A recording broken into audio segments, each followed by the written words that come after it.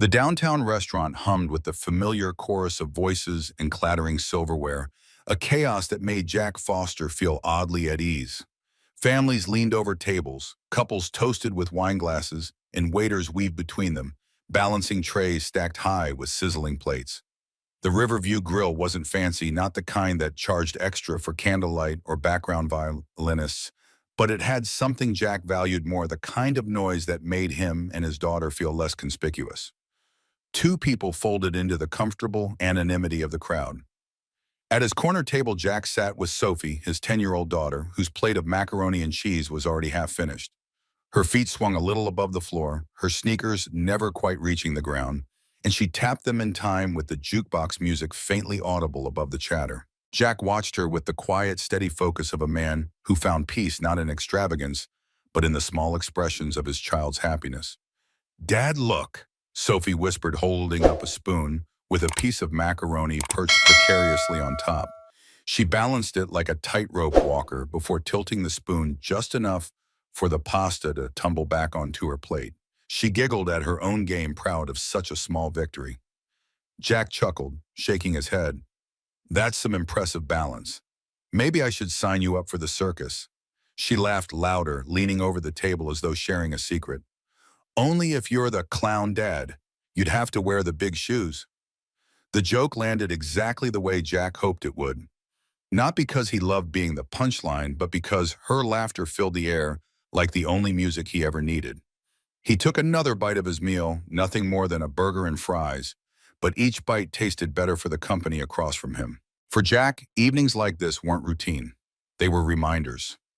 Ever since he had taken on the role of raising Sophie on his own, he understood the fragile weight of every moment. She was growing quickly, slipping through the years like water through his fingers, and each dinner, each laugh, each inside joke became a memory worth holding on to. Sophie leaned her chin on her hand, watching him with a curious gaze that always seemed older than her age. "You look tired," she said softly, a note of concern threading her voice. Jack smiled, brushing the comment aside with a warmth that masked the truth. "That's because you wore me out at the park earlier. You run faster every week." "Not faster than you," she replied, quick and sure, her eyes shining with the absolute belief that her father was unstoppable. He didn't correct her. He didn't tell her that his knees ached more now than they used to, or that the long days at the construction site took their toll in ways he never spoke of. To her, he wanted to be exactly what she saw. The man who could always keep up. The man who never fell behind. Around them, the restaurant carried on. Waiters shouting orders, the clink of glasses from the bar, a burst of laughter from a nearby table of coworkers celebrating something trivial. To most people, Jack was just another tired father trying to keep up with the simple ritual of dinner out. And that was how he preferred it. He had lived other lives in other uniforms, carrying other responsibilities. But here at this table, he was simply Sophie's dad. He reached across the table, brushing an invisible crumb from her cheek. "Eat a little more, sweetheart. Then maybe we'll split a dessert." Her face lit up instantly. "Ice cream, ice cream." He confirmed, though he knew the sugar rush would keep her awake longer than he'd like. Some rules were meant to bend on ordinary evenings like this. Neither of them noticed not yet how quickly ordinary was about to vanish. Sophie was in the middle of describing how her school's art teacher always made the paint water look like rainbow soup when her voice trailed off. Her gaze shifted toward the bar across the restaurant, her fork pausing midair. Jack noticed the change immediately. The way her brows knit together, the way her body leaned slightly away from what she saw. "Dad," she tugged gently at his sleeve, her tone quiet, uneasy. "That lady looks scared." Jack followed her line of sight. Near the bar, a young woman, maybe mid-20s, her hair pulled back neatly in a professional style, stood with her back pressed toward the wall. She wore a tailored charcoal suit that spoke of corner offices and client meetings, but her composed appearance was fracturing around the edges. Two men flanked her, leaning too close, their voices carrying just enough for nearby tables to hear. They laughed, but it wasn't the kind of laughter that invited joy. It was sharp mocking, the kind that made the listener shrink rather than smile. The woman shook her head, clearly saying no, but the men acted as though the word had no weight. One reached casually toward her arm, the gesture too familiar for strangers. She tried to sidestep, but he blocked her way with the deliberate ease of someone who thought no one would stop him. Jack's eyes flicked quickly around the room. People had noticed. He could see it in the quick glances, in the way diners lowered their heads and pretended to study their menus more intently.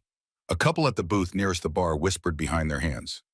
One man pulled out his phone but used it only as a shield, scrolling blankly rather than dialing for help. The restaurant staff exchanged nervous looks but didn't move. Silence in that moment was louder than any sound. Sophie shifted in her chair, her small hands curling into fists against the table. "Why isn't anyone helping her?" she whispered. Jack felt the question land heavier than it should have. He had seen this kind of scene before, not in restaurants, but in other places, in other countries, where hesitation carried consequences too great to ignore. Here, though, the stakes felt no less real. A crowded room full of capable people all choosing to look away. His daughter's eyes were fixed on him now, wide and searching. She had already drawn her conclusion. If no one else would act, her father would. Jack exhaled slowly, the air steadying him, even as the muscles along his jaw tightened. For a moment, he remained perfectly still, his burger half-eaten, his napkin resting neatly on his lap. But inside, a voice he hadn't heard in years was waking up. The voice that had guided him through sandstorms and firefights, through missions where failure meant more than a bad performance review. It reminded him now of what he once was, what he still could be when needed. At the bar, he could see the woman more clearly. Catherine Mitchell, the name came to him from somewhere, perhaps overheard when she first arrived with colleagues. Her shoulders were squared despite her discomfort, chin lifted in the practiced poise of someone accustomed to holding her ground in boardrooms and courthouses. But here, trapped against the polished mahogany by two men whose tailored shirts couldn't quite disguise the aggression, beneath her composure was cracking. "Excuse me," she said, the words distinct even across the restaurant. "I've made it clear I'm not interested.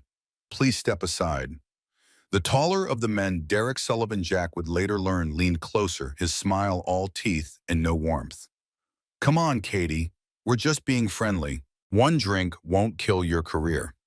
The second man, Marcus Webb, moved slightly, blocking her path to the door with casual deliberation. "Unless you think you're too good for us now that you're at Mitchell and Barnes, that prestigious firm making you forget your old friends." Catherine's eyes darted to the bartender, who suddenly found something fascinating to clean at the far end of the counter. "We were never friends," she said, her voice level but edged. "And it's Catherine. Now, please move." Inside Jack, two instincts warred. The promise he'd made to Rachel in the hospital 3 years ago, her hand cool and light in his. "Promise me you'll leave the war behind, Jack. Sophie needs her father whole." And against it, the older promise sworn under a different kind of fluorescent light, surrounded by men who became more than brothers. "I will defend those who cannot defend themselves." Sophie's small voice pulled him back. "Dad," she really looked scared. Jack's decision was already made. He placed his napkin carefully on the table beside his plate, as if it were the most ordinary gesture in the world. Then he leaned closer to Sophie, his voice soft but firm. "Stay right here, sweetheart. Sometimes the right thing isn't the easy thing. Don't move until I come back." Her lips parted, an instinct to protest forming, but the authority in his tone stilled her. She nodded once reluctantly, her fingers gripping the edge of the table as though anchoring herself in place. Jack pushed his chair back, the scrape of wood against tile drawing no attention compared to the laughter from the bar. As he rose, Derek's hand finally brushed against Catherine's sleeve. She pressed back into the wall, her eyes darting around the room in a silent plea. No one met her gaze, no one except Jack. Jack moved with the calm deliberation of someone who understood the weight of choices. Every step he took away from his daughter and toward the bar felt measured, precise, not rushed, not hesitant, but inevitable. His height and steady frame didn't make him the largest man in the restaurant, yet there was a gravity in his posture that drew quiet attention even before his words.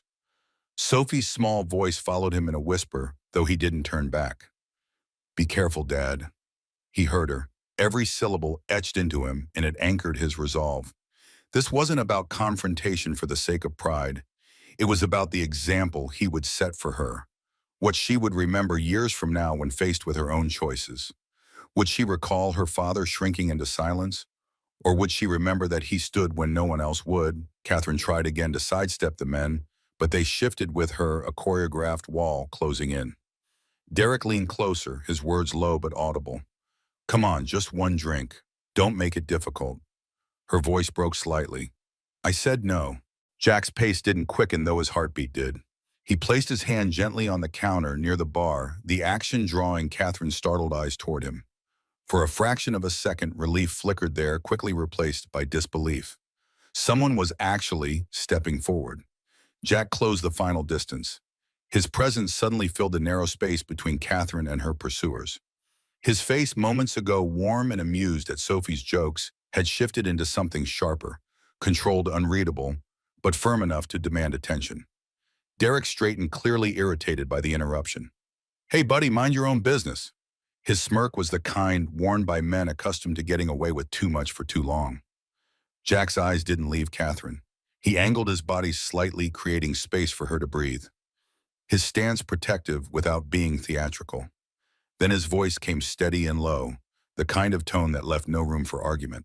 Excuse me, gentlemen. I think the lady would like to be left alone. The words were simple, but they carried a weight that turned heads from nearby tables. Catherine blinked and almost stunned by how unshaken he sounded. Derek and Marcus exchanged a glance, their amusement faltering at the lack of hesitation in his voice. For Jack, it wasn't a question of whether they would comply. It was a question of how far they were willing to test his patience before realizing they should. The restaurant's hum of chatter softened as people sensed a shift. Silverware stilled. Conversations trailed off. And in that suspended moment, everyone waited to see what would happen next. For a moment, the restaurant seemed to hold its breath. Jack's words hung in the air like a challenge that no one else had dared to make. The men stared at him, the smirks curling back onto their faces, but the ease behind them was thinner now, forced. Derek leaned forward, his breath thick with alcohol, his voice dripping with mockery. And who exactly are you supposed to be, her boyfriend? Her babysitter? He barked out a laugh, nudging Marcus as though he'd said something clever. Jack didn't flinch. He didn't rise to the bait or break eye contact. He simply shifted his stance, placing one foot slightly forward, his shoulders squared. Calm, immovable. I said, let her go. Marcus's grin widened, though there was an edge of irritation creeping in. What if we don't? He asked, his tone light, but his jaw tightening beneath the surface. His hand still lingered near Catherine's arm, as if to prove he wasn't about to take orders from a stranger. Catherine pressed back against the wall, her eyes darting between them, her breathing uneven. She seemed to want to speak, maybe to beg Jack not to make things worse, but no words came. Her silence was its own kind of plea. From across the room, Sophie sat rigid in her chair, her small hands gripping the edge of the table. She couldn't hear every word, but she didn't need to. She saw her pastor's posture, the set of his shoulders, and knew he was standing between danger and someone who needed help.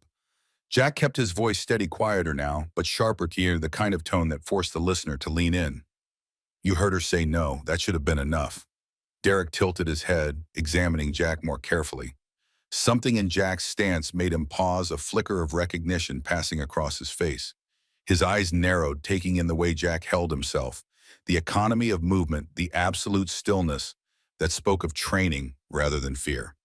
You military? Derek asked the question, cutting through the mockery that had dominated his tone until now. Jack's expression didn't change, but something shifted in the air between them. Once. Derek's posture changed subtly, a slight straightening of his spine, an unconscious response to the confirmation. Marines, I did a tour in Helmand. There was a note of something like respect, now grudging, but present. SEAL, Jack replied, simply. The single word landed like a stone in still water. Around them, whispers rippled from table to table. Derek's smirk faltered entirely now, replaced by something more complex, a mixture of challenge and caution.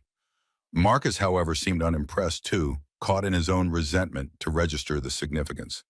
Oh, we've got a hero here. Marcus sneered, his voice rising. Some washed-up soldier thinking he can play white knight in a bar. His hand finally moved from near Catherine, but only to jab a finger at Jack's chest. Derek shot his friend a warning look. Marcus, man, maybe we should. But Marcus wasn't listening. He was watching Jack, waiting for the reaction his words were designed to provoke. When Jack remained impassive, Marcus's face flushed darker with alcohol and anger. What's wrong? SEAL can't handle a real fight without your government toys. Jack said nothing. His silence was its own form of control, a refusal to be baited, that seemed to infuriate Marcus more than any retort could have. Catherine used the moment to edge slightly away from the wall, her movement catching Marcus's attention. "Where do you think you're going?" he snapped, reaching for her wrist. "We're not done talking." Jack moved then, a single fluid step that placed him between Catherine and Marcus's outstretched hand. Nothing dramatic, nothing that could be called aggression, just a simple, effective interposition. "I think you are." The tension pulled tighter. Derek seemed caught between loyalties, the camaraderie of shared military experience versus years of friendship with Marcus. He glanced toward the exit, then back at his friend, indecision clear in every line of his body. "Come on, let's get out of here. Not worth it." But Marcus was beyond listening. The alcohol, the rejection, the accumulated frustrations of a man who'd rarely heard the word no had formed a volatile mixture. "Get out of my way," he growled at Jack, his control fraying visibly. "Go home," Jack said quietly. "Sleep it off. Tomorrow you'll be glad this didn't go further." It was the wrong thing to say, or perhaps given what followed, exactly the right thing. Marcus's patience snapped. He lunged forward, his fist cutting through the air in a sloppy arc aimed at Jack's jaw. The swing carried the reckless confidence of someone used to intimidating others into submission. But Jack didn't retreat. His body shifted with instinctive precision, a smooth sidestep that made the strike glance past him harmlessly. He didn't counter, didn't grab, didn't escalate, just avoided with a minimum of movement, conserving energy, letting Marcus's momentum carry him off balance. Gas rippled through the restaurant. Derek stepped back, his expression a complex mixture of embarrassment and reluctant admiration. Catherine pressed herself against the bar, eyes wide, as Marcus recovered and spun back toward Jack, face flushed with rage and humiliation. "You son of a—" The rest of his words were lost as he charged forward again, this time with both arms outstretched as if to tackle Jack to the ground. Jack sidestepped again, but this time his hand came up, catching Marcus's arm at the wrist and elbow in a simple control hold. He applied just enough pressure to direct Marcus's momentum downward, using the man's own weight and force against him. Marcus found himself suddenly on one knee, the arm extended awkwardly, Jack's grip preventing him from rising without considerable pain. "Stop now," Jack said, his voice still level, betraying no strain, "before this gets worse for you." From across the restaurant, the manager finally approached, his expression a mixture of concern and annoyance. "Sir, I'm going to have to ask you to—" "Call the police," Jack interrupted, not taking his eyes off Marcus. "This man was harassing a woman and assaulted me when I intervened." The manager hesitated, his eyes darting between Jack and Marcus. "These gentlemen are regulars. I'm sure this is just a misunderstanding." Catherine stepped forward, and then her professional composure reasserting itself. "It's not a misunderstanding. These men wouldn't let me leave when I asked repeatedly. This man," she nodded toward Jack, "was the only one who stepped in to help." The manager's expression shifted, discomfort replacing certainty. "Mr. Webb's family owns half the waterfront properties in this district. His father and I go way back." Jack understood then. The connections, the reasons staff had been reluctant to intervene. It wasn't just bystander apathy, it was the quiet tyranny of local influence. He'd seen it before in small towns and big cities alike. The invisible lines of power that protected some and left others vulnerable. Derek, seemingly sobered by the turn of events, placed a hand on the manager's shoulder. "Look, we've all had too much to drink. Let me get Marcus home and we'll forget the whole thing. No need for police." Jack maintained his hold on Marcus, who had stopped struggling, but whose eyes blazed with resentment. "That's not your decision to make," Jack said evenly. "It's hers." He nodded toward Catherine. All eyes turned to her.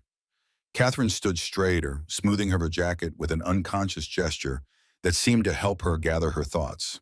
Her gaze moved from Marcus to Derek, then settled on Jack. Something passed between them, a moment of understanding, of shared principle in a room that had abandoned it.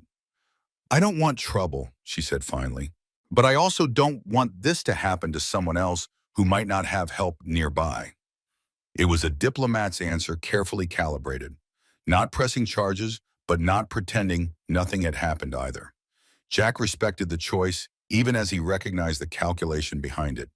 In a town where Marcus's family held influence, there were consequences to consider beyond this evening. Jack slowly released Marcus's arm, stepping back to give him space to rise.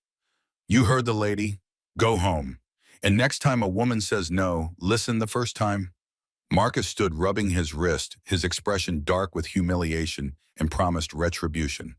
You have no idea who you're dealing with, he muttered, straightening his rumpled shirt. Neither do you, Jack replied simply. Derek grabbed Marcus's shoulder, steering him toward the exit. Let's go, man. It's done. There was relief in his voice, but as they passed Jack, Derek paused. A moment of soldier-to-soldier recognition passed between them. No words, just a slight nod that acknowledged what had and hadn't happened here tonight. Then they were gone, the door swinging shut behind them. The restaurant remained suspended in that strange silence that follows averted violence. Then slowly conversations resumed. Silverware clinked against plates. The mundane rhythm of dinner service reasserted itself as if nothing extraordinary had occurred.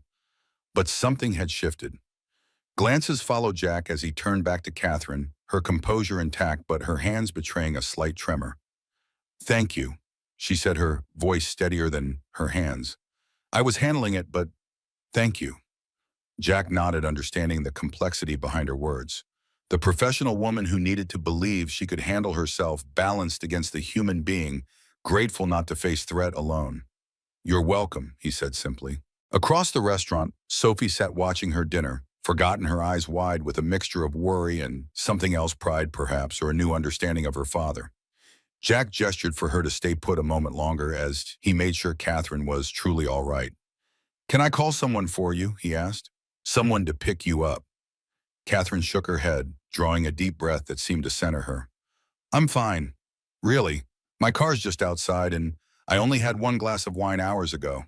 She glanced toward the door where Marcus and Derek had exited. They won't be back tonight.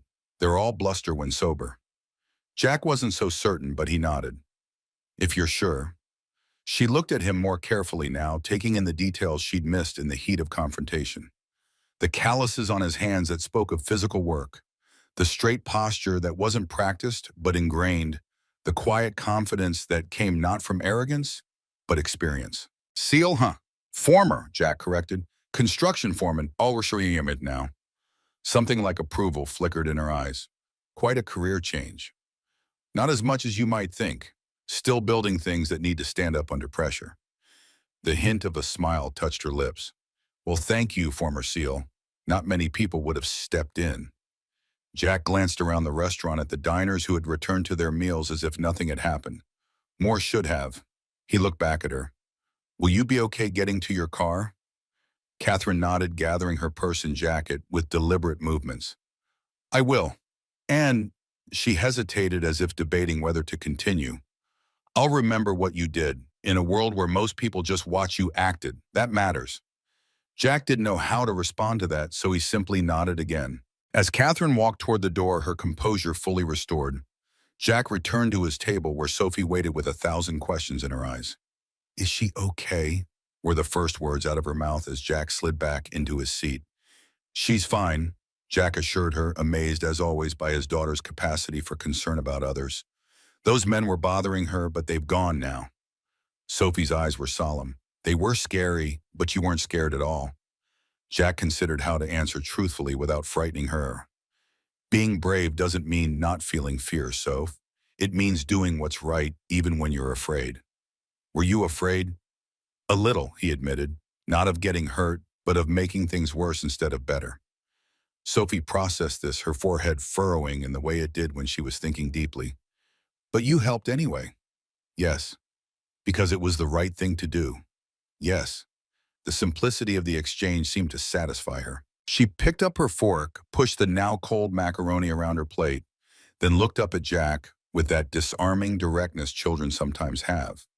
Mom would be proud of you. The words caught him unexpectedly, a sudden tightness forming in his throat. Rachel had been gone 3 years now, but moments like this made her absence freshly acute. He wondered what she would have thought watching him tonight. Would she have seen it as breaking his promise to leave violence behind, or keeping his deeper promise to remain the man she had fallen in love with, someone who couldn't stand by when others were threatened? I hope so, sweetheart, he managed finally. I hope so. The remainder of their dinner passed quietly. Sophie's appetite had returned, though Jack found himself going through the motions, his mind replaying the confrontation analyzing what he could have done differently better. Old habits from his training that never quite faded. As they finished their meal and Jack signaled for the check, the manager approached their table. His earlier discomfort had been replaced by a deferential politeness that struck Jack as equally disingenuous. "Your meal tonight is on the house, sir," he said, his voice pitched low enough that nearby tables couldn't hear. "And I want to apologize for the incident. Mr. Webb and his friend have been valued customers, but that doesn't excuse their behavior." Jack met the man's eyes steadily. "It's not me you should be apologizing to." The manager had the grace to look embarrassed. "Ms. Mitchell is a regular as well. I've already spoken with her by phone. She was understanding."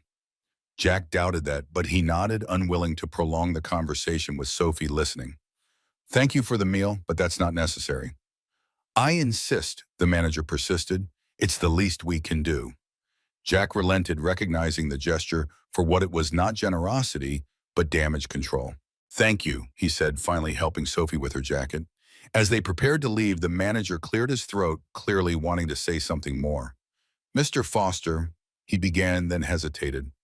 "Those men, Mr. Webb particularly, his family has significant influence in this town. They own businesses' property. They're not people who forget slights easily." It was a warning delivered awkwardly but sincerely. Jack appreciated the intent, if not the implication, that he should have minded his own business. "I understand," he said simply. "Good night." Outside, the evening had cooled, a gentle breeze carrying the scent of the nearby river. Sophie slipped her hand into his as they walked toward the parking lot, her fingers warm against his calloused palm. For a while they walked in silence, the streetlights casting long shadows as they made their way toward the car. Finally, she broke the quiet. "Dad," she asked softly, tilting her head to look up at him, "why did you stop being a SEAL?" The question was unexpected but not entirely surprising. Sophie had heard him mention his service before, but he rarely discussed details, and she had never asked directly. Jack considered how much to tell her, how to frame the complexity of choices that had led him from one life to another. "After your mom got sick," he began carefully, "I realized I needed to be home more. The teams, they take you away a lot, for long stretches, into dangerous places." Was it scary being a SEAL? Jack thought about the truth of it, the adrenaline, the fear that sharpened rather than paralyzed, the absolute focus that made everything else fall away. "Sometimes," he admitted, "but we trained so much that when scary moments came, we knew exactly what to do. That helps." "Like tonight?" Sophie asked, connecting the dots with a child's direct logic. "You knew what to do to help that lady." "Something like that." Sophie was quiet for a moment, digesting this. Then, with the abrupt subject change only children can manage seamlessly, "Did you see her face when you stood up for her? She looked at you like you were Superman." Jack laughed softly, the tension of the evening finally beginning to dissipate. "I'm pretty sure that's not what she was thinking." "It was," Sophie insisted, "and I was thinking it too." She squeezed his hand tighter. "You're my hero, Dad, always." Those words struck deeper than any applause or recognition from strangers ever could. They rooted in him like an anchor, reminding him of the truth he already knew. It didn't take a battlefield and or a uniform to be what the world needed. Sometimes it was as simple as listening to your child, noticing someone in danger, and refusing to stay silent. As they reached the car, Jack opened the door for Sophie, watching her climb inside with the ease of a child who trusted fully, completely. He looked once more at the restaurant behind them, its lights glowing warmly against the night. Then he let the door close. Later that night, after Sophie was tucked into bed, her breathing deep and even with sleep, Jack sat at his kitchen table, a mug of cooling coffee before him. The house was quiet in the way only single-parent homes get, a stillness that was both peaceful and lonely. The absence of another adult presence felt most keenly in these late hours. His phone buzzed with a text message. Unknown number, but the content made the sender immediately clear. "Thank you again for tonight. I've been handling difficult men in boardrooms for years, but this was different. I froze and you didn't. I won't forget it. Catherine Mitchell, the woman from the Riverview Grill." Jack stared at the message, wondering how she'd gotten his number, then remembered giving his contact information to the manager in case the police needed a statement. He typed a simple reply, "You're welcome. Hope you're okay. Jack Foster." The response came quickly. "I am. Better for knowing there are still people willing to step up when it matters. Jack set the phone down, not sure what else to say. He hadn't intervened for thanks or recognition. He'd done it because it was necessary, because his daughter was watching, because some instincts ran too deep to ignore. The quiet part of him that had awakened tonight, the part that remembered what it meant to stand between threat and innocent, wasn't quite ready to go back to sleep. In his bedroom, Jack opened the closet and reached for the small lockbox on the top shelf. The combination came to his fingers automatically: Rachel's birthday. Inside, nestled among important papers and a few keepsakes, lay his Navy Cross awarded for an operation in Yemen that was still classified. He rarely looked at this symbol of a life he'd stepped away from, but tonight it seemed important to remember who he had been, who he still was, beneath the hard hat and tool belt. The metal felt heavy in his palm, the weight of memory more than metal.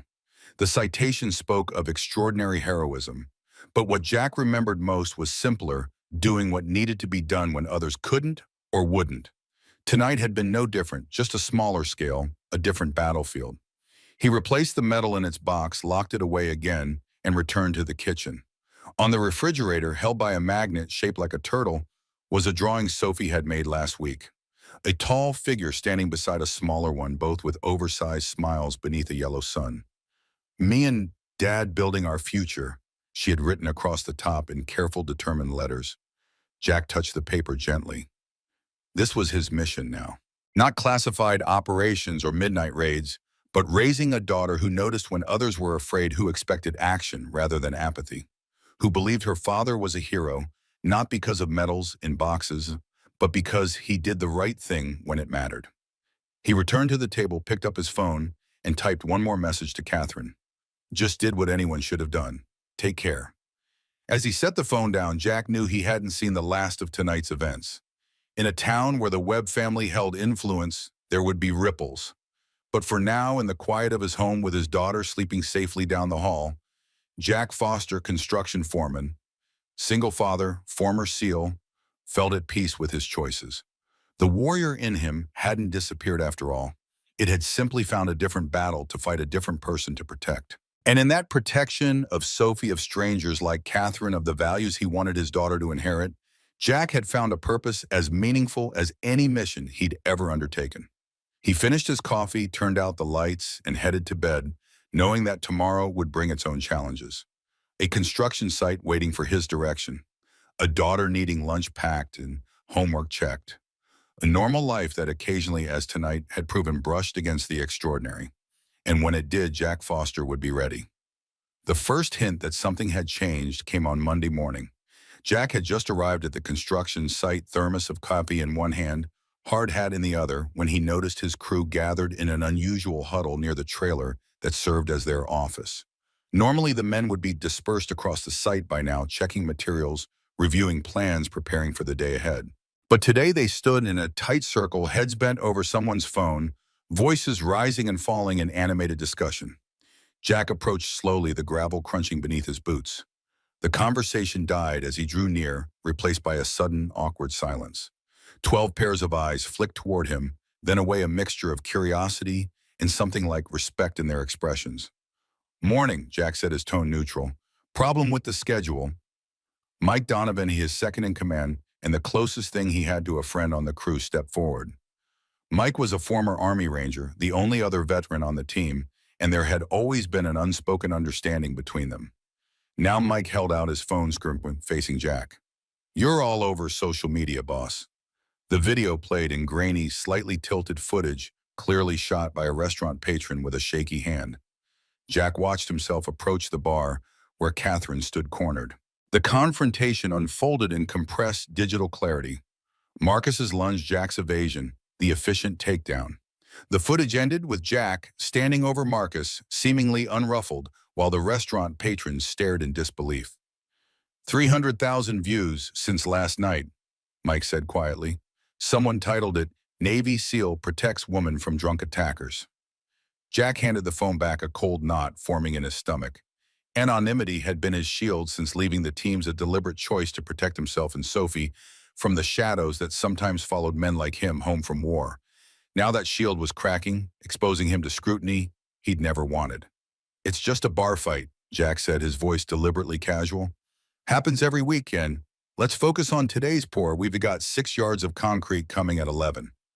But as he walked away, Jack felt the eyes of his crew following him, seeing him differently now. The quiet, competent foreman who kept to himself had suddenly revealed another layer, and there would be no folding it neatly away again. The concrete truck arrived at 10:45, 15 minutes early, forcing Jack to accelerate the final preparations. He worked alongside his men, checking rebar placement, verifying the formwork, his mind split between the immediate tasks and the implications of that video. His phone buzzed repeatedly in his pocket messages from numbers he didn't recognize, so social media notifications he never used, even a local news reporter seeking comment. He ignored them all, focusing on the physical reality of the work before him. By mid-afternoon, the concrete was poured, screeded, and beginning to set. Jack stood at the edge of the new foundation, wiping sweat from his brow, when Mike approached again. "There's someone here to see you," he said, gesturing toward the site entrance where a sleek black Audi had parked. Catherine Mitchell stepped out of the car, looking startlingly out of place among the dirt machinery and half-constructed building. Her charcoal suit had been replaced by cream-colored trousers and a navy blazer, but the professional polish remained intact. She scanned the site until her eyes landed on Jack, then started walking toward him, with the confident stride of someone accustomed to entering rooms where she might be the only woman present. Jack met her halfway, conscious of his dusty clothes and the curious glances from his crew. "Ms. Mitchell," he greeted her, removing his hard hat. "This is unexpected." Catherine smiled, the expression transforming her face in a way it hadn't during their brief interaction at the restaurant. "I hope I'm not interrupting anything critical, and please call me Catherine. Just checking our foundation pour. What brings you to my dusty corner of Austin?" Catherine glanced around the construction site, taking in the scale of the project. "Partly I wanted to thank you properly for last night. Text messages seemed insufficient." She hesitated, then added, "And partly I wanted to warn you, Marcus Webb isn't the type to let public humiliation go unanswered." Jack had suspected as much, but hearing it confirmed sent a ripple of concern through him, not for himself, but for the potential complications it might bring to Sophie's life. "I appreciate the warning. How do you know Webb?" Catherine's expression tightened almost imperceptibly. "We attended the same law school. He didn't finish, family business called him back, but he maintained connections. In legal circles here, the Webb name opens doors."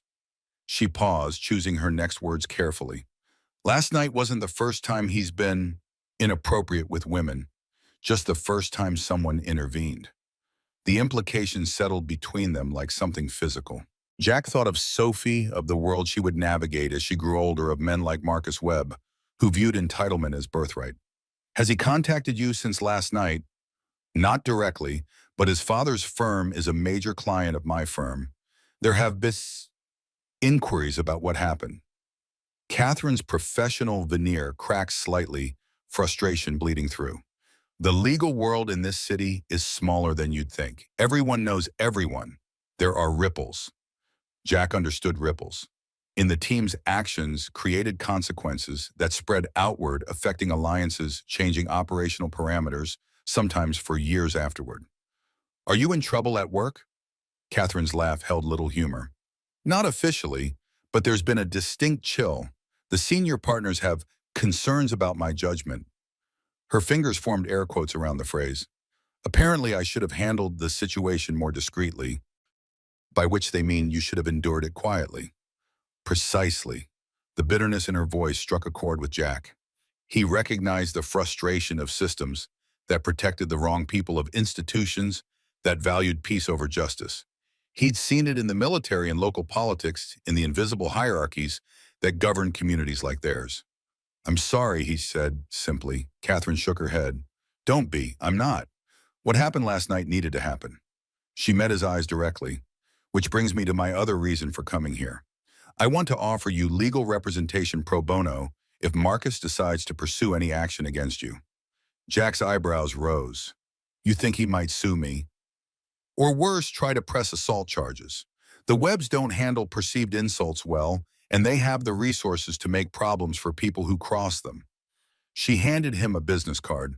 "My personal cell is on the back. Call me if anything happens. Letters, calls from police, anything. Jack took the card, turning it over in his calloused fingers. I appreciate the offer, but I don't want to create more complications for you.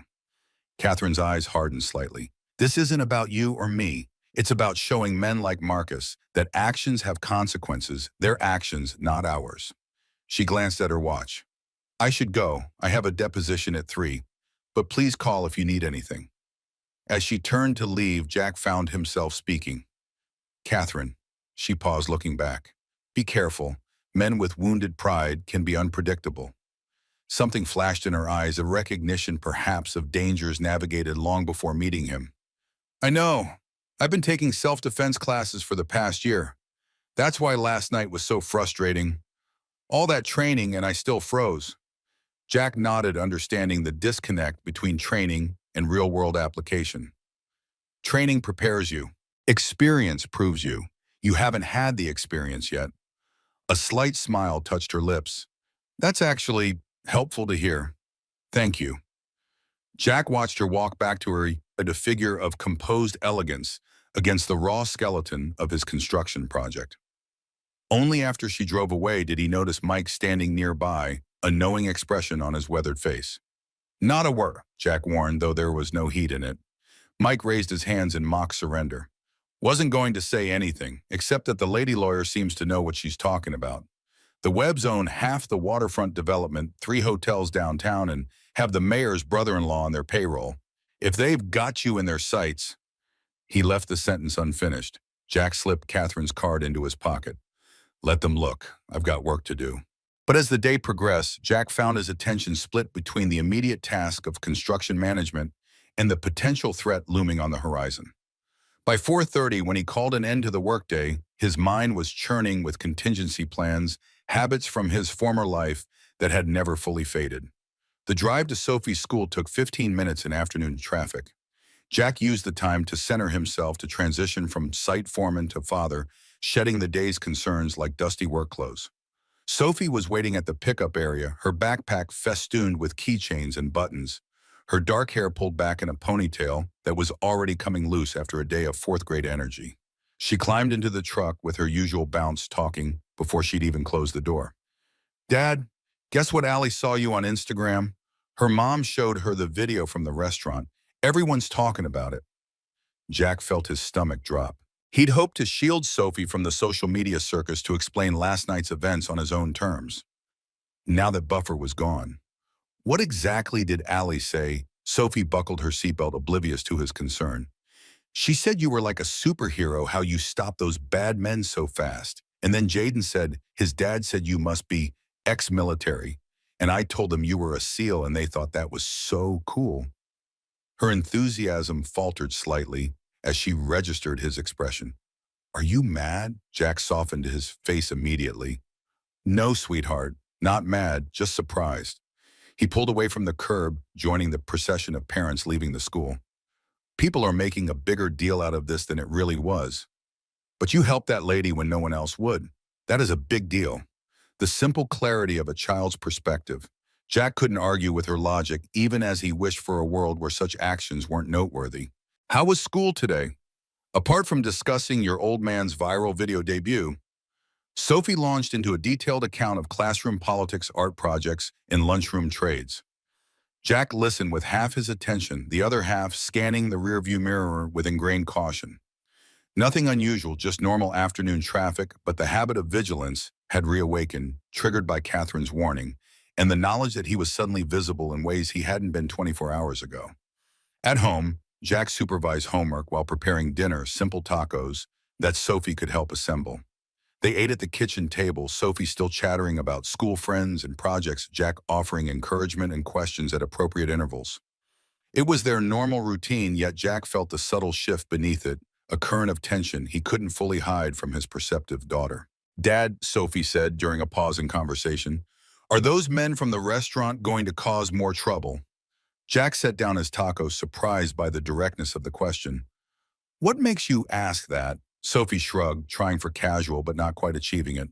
I heard you talking to that lady today. Mike called me after school and said she came to your work site.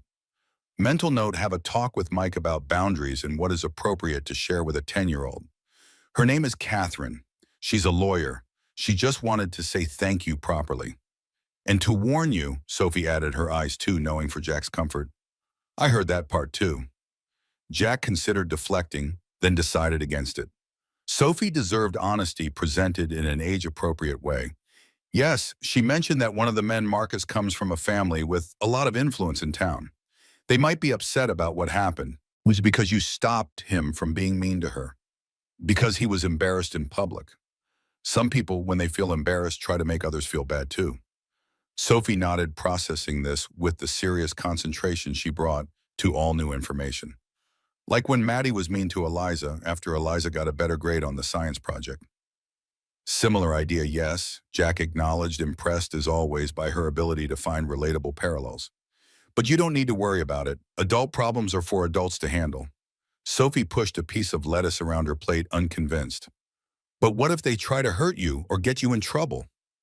The fear beneath her question pierced Jack's heart.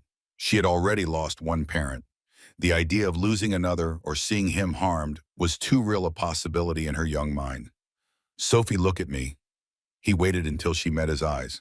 I'm not going anywhere, and I can handle whatever comes my way. That's a promise. She studied his face, searching for reassurance. Because you were a SEAL. Because I'm your dad, and that's the most important job I've ever had. The tension in her small shoulders eased slightly. She nodded, apparently satisfied with his answer, and returned to her dinner. Jack wished he felt as confident as he'd sounded. The truth was, men like Marcus Webb operated in a different arena than he was accustomed to. Not the straightforward dangers of combat, but the murky waters of influence, money, and social leverage. Catherine was right to warn him. He just wasn't sure what form the retaliation might take.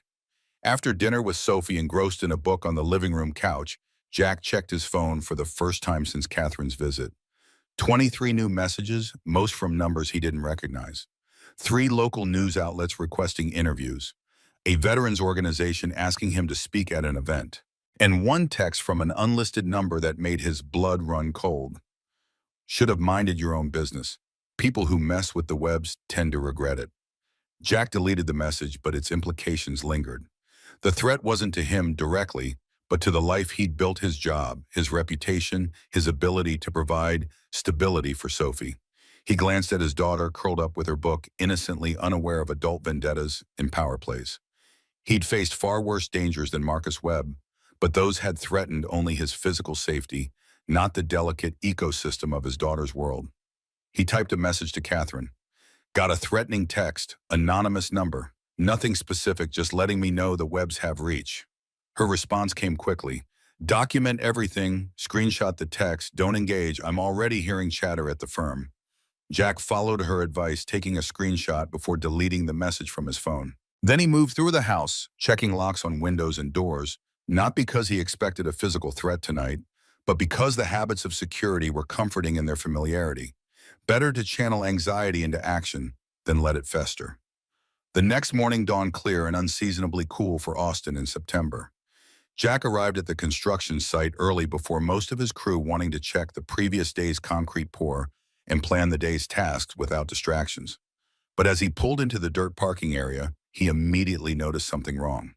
The security fence had been cut open, the heavy chain link peeled back like wrapping paper. Jack parked and approached cautiously, scanning for movement, for anything out of place beyond the obvious breach. The site appeared deserted, the machinery sitting silent in the early morning light. But as he moved deeper into the construction zone, the damage became evident. Spray paint marred the fresh concrete foundation. Crude words and symbols that would require grinding to remove.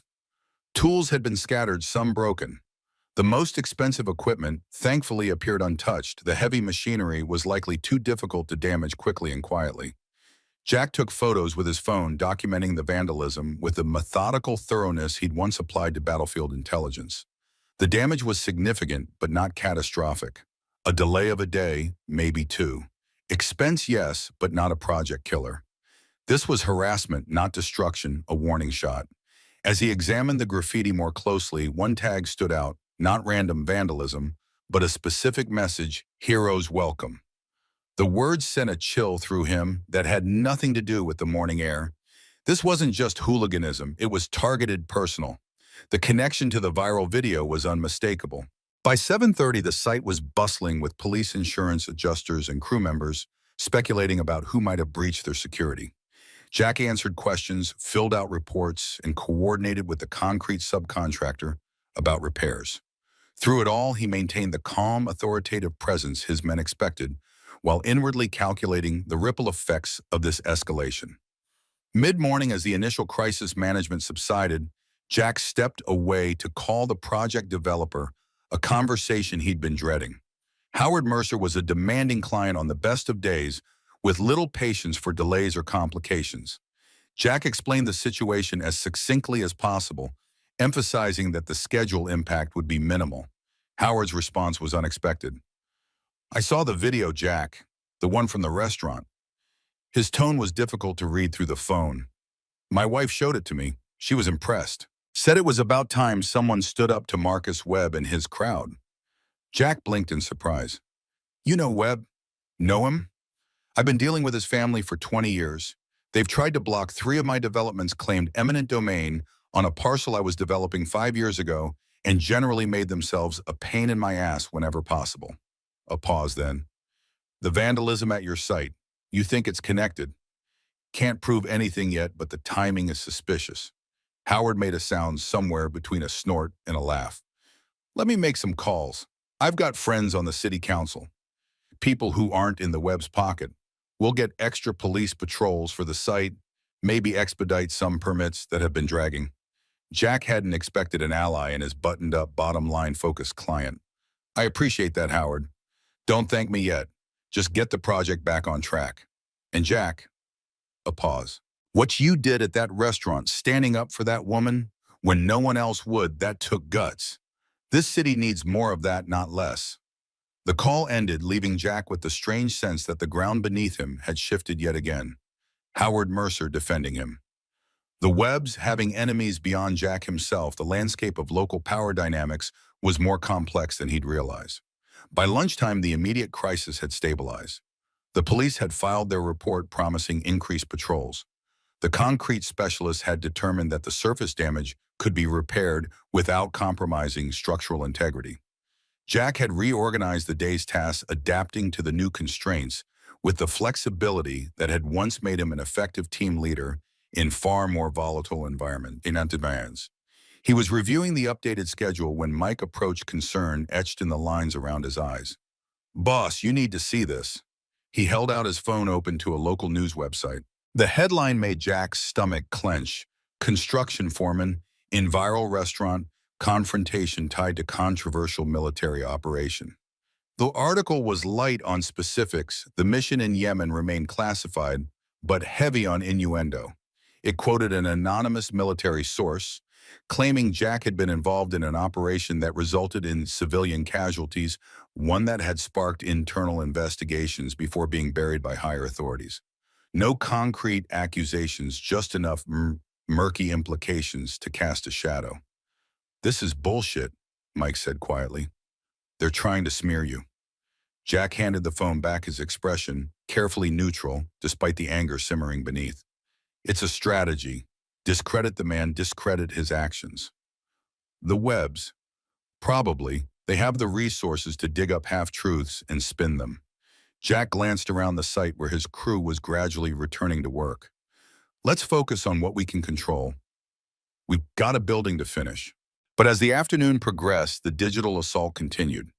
Jack's phone buzzed repeatedly with notifications from social media accounts. He rarely used tags, mentions messages from strangers, alternately praising him as a hero or condemning him as a war criminal. The local news picked up the story, then regional outlets. By 3 o'clock, Howard Mercer called again, his earlier supportive tone replaced by cautious concern.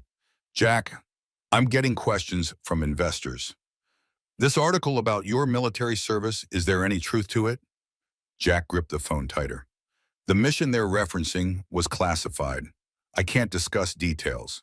But the implications they're making, civilian casualties, cover-ups, that's not what happened." A heavy silence on the line. "I believe you, but perception matters in this business. My partners are nervous." "I understand," Jack said, though the words tasted bitter. "What do you need from me?" "Just keep your head down. Focus on the project. Let this news cycle play out and die down. Howard paused. And maybe consider taking a few days off just until this blows over. The suggestion landed like a physical blow. You're asking me to step away from my own site. Temporarily, Mike can handle things. It's not a reflection on your work, Jack. It's just politics, Jack finished for him. Optics. Exactly. The relief in Howard's voice was palpable. Just a few days, paid leave, of course. Jack wanted to argue to defend his reputation, to explain that stepping back would look like an admission of guilt. But he recognized the futility. Howard was protecting his investment, his relationships, his own standing in the business community. It was a rational calculation, if a cowardly one. I'll finish today, Jack said finally. Hand over to Mike properly. But I want your word that my position is secure once this dies down. Absolutely. You're the best foreman I've worked with in 20 years. This is just a temporary measure. Jack ended the call and stood motionless for a long moment, absorbing the impact of this latest blow. Being sidelined from his own project stung more than he'd expected. The construction site had become his anchor after leaving the millwrighter, a place where his skills translated, where he could build rather than destroy, where the chain of command was clear and the objectives concrete. Now that anchor was being pulled away, at least temporarily. He found Mike by the material storage area inventorying lumber deliveries. The conversation was brief, professional. Mike accepted the temporary promotion with obvious discomfort and assuring Jack he'd keep the project on track until Jack's return. The rest of the crew received the news with varying degrees of confusion and concern. Jack framed it as a short break to deal with the media situation, emphasizing his confidence in the team's ability to continue in his absence. By 4 o'clock, Jack had cleared his personal items from the site trailer and was driving towards Sophie's school an hour earlier than usual. His mind raced with contingencies, with explanations for his unexpected free time, with strategies to shield Sophie from the increasingly public scrutiny of their lives. Sophie emerged from the school building with her usual energy, then stopped short when she spotted him waiting outside the truck rather than in the pickup line. Her expression shifted instantly from surprise to concern. "Dad, what's wrong? Why are you here early?" Jack forced a smile, bending to hug her. "Nothing's wrong. I wrapped up early today, thought we might do something fun this afternoon. How about ice cream before dinner?" Sophie studied his face with that unnerving perception that children sometimes possess. "Is this because of the restaurant? Are you in trouble?" Jack hesitated, balancing honesty against protection. "Not trouble exactly, but the video has stirred up some attention I wasn't expecting. My boss thought it might be good for me to take a few days off until things calm down." Sophie's brow furrowed. "They're punishing you for helping someone. That's not fair." "It's complicated, Soph. Sometimes adults make decisions based on appearances rather than what's right." He opened the passenger door for her. "Come on, let's not let it ruin our afternoon." At the ice cream shop, Jack watched Sophie deliberate between flavors with her usual seriousness of purpose, grateful for the momentary normality. They secured a table near the window, Sophie digging into her mint chocolate chip, while Jack picked at his vanilla, his appetite diminished by the day's events. "Dad," Sophie said between bites, "if you're not working for a few days, does that mean you could come to my class tomorrow? It's show and share day, and Ms. Brennan said parents are welcome." Jack felt a pang of guilt for the times his work schedule had prevented him from participating in school activities. "I'd love to, sweetheart. What are you sharing?" "My art project about heroes. I was going to bring the medal Mom got for her charity work, but..." She hesitated, then plunged ahead with childlike directness. "Could I bring you instead? You're a real hero like in my project." The request caught Jack off guard. "No, mine." "Sophie, I'm not..." "You are," she interrupted with the absolute certainty only children can muster. "Ms. Brennan said heroes are people who help others even when it's hard or scary. That's what you did at the restaurant." Jack struggled to find the right words. The idea of being presented to a classroom of fourth graders as a hero made him profoundly uncomfortable, especially with the current media narrative swirling around him. "I appreciate that, Soph, but please." Her eyes, so like Rachel's, were pleading. "Everyone's talking about the video anyway. At least this way they'd hear the truth from you." Jack sighed, recognizing the impossible position. Refuse and Sophie would be disappointed, possibly even embarrassed among peers who'd already seen the viral video. Agree, and he risked further public exposure plus the awkwardness of explaining appropriate levels of force to 10-year-olds. Tell you what, he compromised. I'll come to your class, but not as a hero. I'll talk about my job, building things how construction teams work together, maybe bring some blueprints. And if someone asks about the restaurant, I'll answer honestly but simply. Deal. Sophie considered this spoon paused halfway to her mouth. Deal. But you are a hero, Dad, whether you admit it or not. Jack managed a smile even as he wondered what Rachel would think of all this. Would she be proud of him for standing up for Catherine? Or disappointed that he'd broken his promise to leave violence behind? The questions had no answers. Just the ache of her absence when he needed her perspective most. They were finishing their ice cream when Jack's phone buzzed with an incoming call. Unknown number, but local area code. He almost declined it, then changed his mind. Hello. Jack, it's Derek Sullivan from the restaurant. Jack stiffened, immediately alert. How did you get this number? That's not important right now. Listen, we need to talk. Not over the phone. It's about Marcus. He's planning something beyond the vandalism and the news stories. Jack glanced at Sophie, who was watching him with curious eyes. This isn't a good time. Make it a good time, Derek insisted, urgency in his voice. For your kid's sake, if nothing else. Marcus knows where she goes to school. A cold weight settled in Jack's stomach. If this is some kind of threat, it's not a threat from me, it's a warning. I'm trying to do the right thing here. Derek's voice lowered. Look, I was out of line that night. Way out of line. But Marcus is taking this to a level I never signed up for. Meet me at Riverside Park in an hour. By the boat rental kiosk. Come alone. The line went dead before Jack could respond. He stared at the phone mine, racing through possibilities. It could be a trap, an attempt to lure him into a compromising situation. Or it could be legitimate. Derek had shown reluctance during the confrontation, had tried to de-escalate when Marcus escalated. If there was a genuine threat to Sophie. Who was that? Sophie asked, scraping the last bits of ice cream from her bowl. Just someone from work, Jack lied, hating the necessity. Listen, sweetheart, would you mind if we stop by Aunt Jenny's on the way home? I just remembered I promised to help her with something. Sophie brightened at the mention of her Aunt Rachel's sister, who lived across town. Can I play with Milo? Milo was Jenny's golden retriever, beloved by Sophie. I'm sure he'd love that.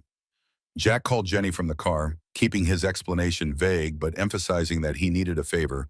Could Sophie stay with her for an hour or two?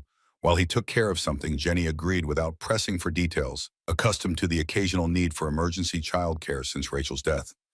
After dropping Sophie at Jenny's house with promises to return soon, Jack drove toward Riverside Park, his mind shifting into operational mode.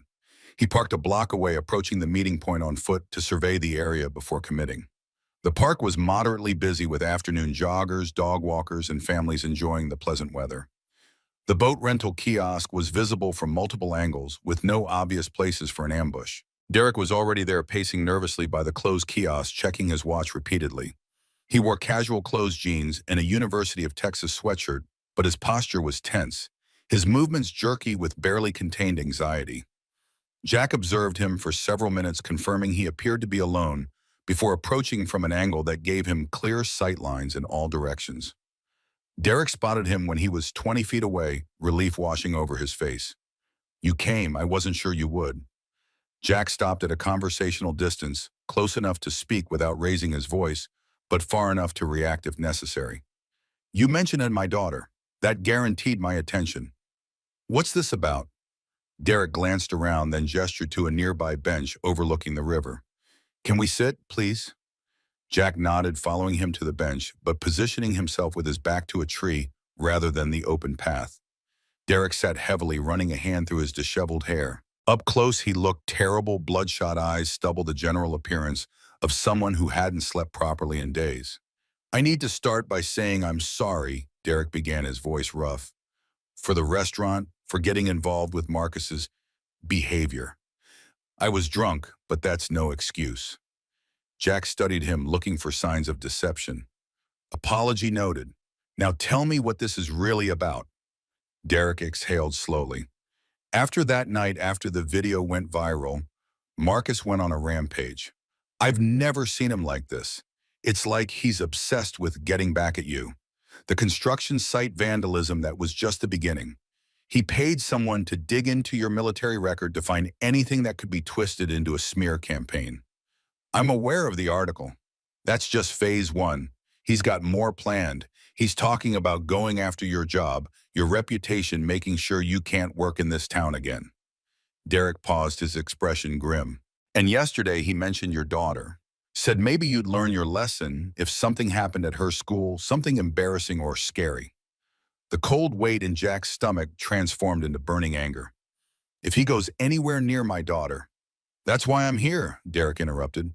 I've known Marcus since college. He's always been entitled, always pushed boundaries. But this threatening a kid, it's too far. I can't be part of it anymore. Jack studied Derek more carefully, reassessing. The man before him wasn't the aggressive drunk from the restaurant, but neither was he a complete innocent. Why the change of heart? You seemed happy enough to intimidate Catherine that night. Shame crossed Derek's face. Because I saw myself on that video, really saw myself through other people's eyes. He looked down at his hands. My wife left me 6 months ago, took our son with her, said I'd change, become someone she didn't recognize. Watching that video, I finally saw what she meant. The confession hung in the air between them, raw and unexpected. Jack said nothing, waiting. I've been going to AA meetings, Derek continued. 3 days sober now. Not much, but it's a start. Part of making amends is stopping further harm. He met Jack's eyes directly. I can't undo what already happened, but I can warn you about what's coming. Jack processed this, weighing the information against his instincts. Derek seemed genuine, the remorse in his eyes matching the tremor in his hands. But intentions aside, the threat to Sophie remained the priority. What exactly is Marcus planning regarding my daughter? Derek shook his head. He was vague about details. Something about having someone approach her at school, scare her, make her feel unsafe. He's got a cousin who works as a substitute teacher, might be planning to use that connection to get access. Jack's mind raced through countermeasures. He could keep Sophie home from school, but for how long? Could contact the principal. But what evidence did he have beyond the word of a self-admitted former drunk? Could confront Marcus directly, but that might escalate the situation further. There's something else you should know, Derek added. Catherine Mitchell, the woman from the restaurant, Marcus is targeting her too. He's pressuring his father to pull their legal business from her firm unless she's fired or reassigned. This new information complicated the picture further. Catherine had already risked her professional standing by offering to help Jack. Now her entire career was in jeopardy because of her connection to him. The ripples were spreading wider than he'd anticipated. I appreciate the warning, Jack said finally. But why should I trust you? You could be setting me up, trying to get me to react in a way that makes things worse. Derek nodded, accepting the suspicion as his due. Fair enough. I can't prove my intentions. All I can say is that seeing you stand up for a stranger that night, while I stood by and did nothing or worse participated, it made me take a hard look at the man I've become. I don't like what I saw. The sincerity in his voice was compelling. Jack had assessed men's character under far more stressful circumstances, had made life or death decisions based on such judgments. His instincts told him Derek was telling the truth, or at least his version of it. What's your plan now? Jack asked. Marcus will figure out you warned me. Derek's smile was grim. Already handled. As far as Marcus knows, I'm on a plane to Houston for a job interview. By the time he realizes I tipped you off, I'll be gone for real. My brother has a construction company in San Antonio. He's offered me a job, a fresh start away from Marcus and his crowd. Jack nodded, respecting the thoroughness of the exit strategy. Stay with your brother. Keep going to meetings. Build something better. That's the plan. Derek stood, extending his hand tentatively. For what it's worth, what you did that night, standing up for someone who needed it, it made a difference. Not just for her, for me too. Jack considered the offered hand, then shook it briefly. Make it count then. As Derek walked away, Jack remained on the bench, processing the new information and its implications. The threat had escalated beyond professional harassment to something more personal, more dangerous. His military training had prepared him for direct confrontation, but this shadow war of influence and intimidation required different tactics. He pulled out his phone and called Catherine. She answered on the second ring, her voice tense. Jack, is everything all right? Not exactly. I just met with Derek Sullivan. He says Marcus is escalating, targeting both of us now. Catherine's intake of breath was audible. What kind of escalation? For you, pressure on your firm to fire you or reassign you away from his family's business. For me, Jack paused, the words sticking in his throat. He's making threats regarding my daughter. Nothing specific, but concerning enough. That's crossing a line, Catherine said, anger edging her voice. Threatening a child is not only despicable, it's potentially criminal. Depending on the nature of the threat, we could be looking at stalking harassment or even terroristic threat statutes. The problem is proof. It's all secondhand from Derek, who's leaving town. But now we know to be vigilant, to document everything. A pause then. Jack, I heard about the construction site in the article. I'm so sorry. This is spiraling because I involved you that night. You didn't involve me, Jack corrected her. I made my own choice, and I'd make it again. The silence that followed held something unspoken, a connection forming through shared adversity. Finally, Catherine spoke again, her voice carrying a new resolve. We need a strategy, not just defensive, but offensive. The Webbs have spent years building a reputation in this city that doesn't match their behavior. Maybe it's time people saw the reality. What are you suggesting? I'm not sure yet, but I have access to certain records, certain case files. Nothing privileged I could share, but enough to start building a clearer picture. Her voice lowered slightly. Come to my office tomorrow. We'll talk more securely there. As Jack ended the call, the sun was beginning to set over the river, casting long shadows across the park. The peaceful scene contrasted sharply with the turmoil he felt inside. In less than 48 hours, his carefully constructed life had been upended, the boundaries between his past and present blurring in ways he'd never anticipated. He thought of Sophie waiting at Jenny's house, innocent and trusting, of Catherine risking her career to stand against the kind of bullying she'd experienced firsthand, of Derek finding his conscience too late, but perhaps not too late to change, and of Marcus Webb, a man whose entitlement had curdled into something dangerous when challenged. Jack had faced enemies before in distant lands, where the rules of engagement were clear, even when brutal. This was different, a battle fought not with weapons, but with influence, not for territory, but for the right to live unharassed, to maintain dignity in the face of power. As he walked back to his car, Jack felt the warrior in him, fully awakened, not with bloodlust, but with resolve. Some fights couldn't be avoided. Some principles couldn't be compromised. And when the safety of his daughter was at stake, Jack Foster would bring every skill, every resource, every lesson learned in war and peace to bear on the problem before him. This time the battlefield was his own community, and he would not retreat. The strategy meeting with Catherine had been set for 9 o'clock at her law firm's downtown offices. Jack arrived 15 minutes early, navigating the gleaming lobby of Mitchell & Barnes with its marble floors and wall of brass nameplates commemorating partners past and present. The receptionist directed him to the 23rd floor, where Catherine had arranged for a conference room away from the main traffic of the firm.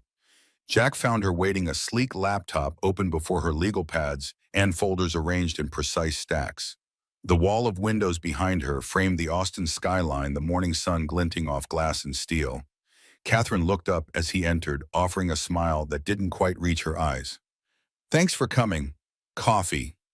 She gestured to a silver carafe on a side table. You look like you need it as much as I do. Jack poured himself a cup, noting the faint shadows beneath Catherine's expertly applied makeup. Rough night. Catherine's fingers tapped a nervous rhythm on her legal pad. The senior partners called a special meeting yesterday evening. The Webb family is threatening to pull all their business, approximately 20% of our annual billings, unless certain personnel adjustments are made. Jack set his coffee down, the implications clear. They want you gone, or at minimum removed from any cases connected to their interests. Catherine straightened a pen that was already perfectly aligned with her notepad, which would effectively sideline my career here. I've worked 6 years to build my reputation at this firm. Without high-profile client contact, I might as well be a paralegal. Jack studied her, seeing past the professional exterior to the anger beneath. What did the partner say? They're evaluating the situation. Her fingers formed air quotes around the phrase. Translation, they're calculating whether I'm worth the financial hit. The injustice of it tightened Jack's jaw. Here was Catherine being punished professionally for rejecting unwanted advances while Marcus Webb faced no consequences for his behavior. I'm sorry, this is because of what happened at the restaurant, because I got involved. Catherine shook her head firmly. No, this is because Marcus Webb is a spoiled man-child who can't handle rejection, and his family enables his worst impulses. She drew a deep breath, visibly collecting herself. But we're not here to complain. We're here to develop a counter strategy. She turned her laptop toward him, revealing a document titled Webb Family Holdings and Litigation History. I've spent the night compiling public records, property transactions, tax assessments, civil suits, regulatory filings. Nothing privileged, nothing that breaches any ethical boundaries. Just connecting dots that were already visible. Jack leaned forward, scanning the document. It was comprehensive, a detailed map of the Webb family's business interests across Austin and beyond, annotated with dates, dollar amounts, and legal actions. This is impressive. But what's the pattern I'm missing? Catherine's expression sharpened, a prosecutor building her case. 3 years ago, the Webbs acquired a string of waterfront properties at suspiciously low prices. 6 months later, the city announced a major redevelopment initiative for that exact area, tripling property values overnight. Inside information. Almost certainly, but that's just the appetizer.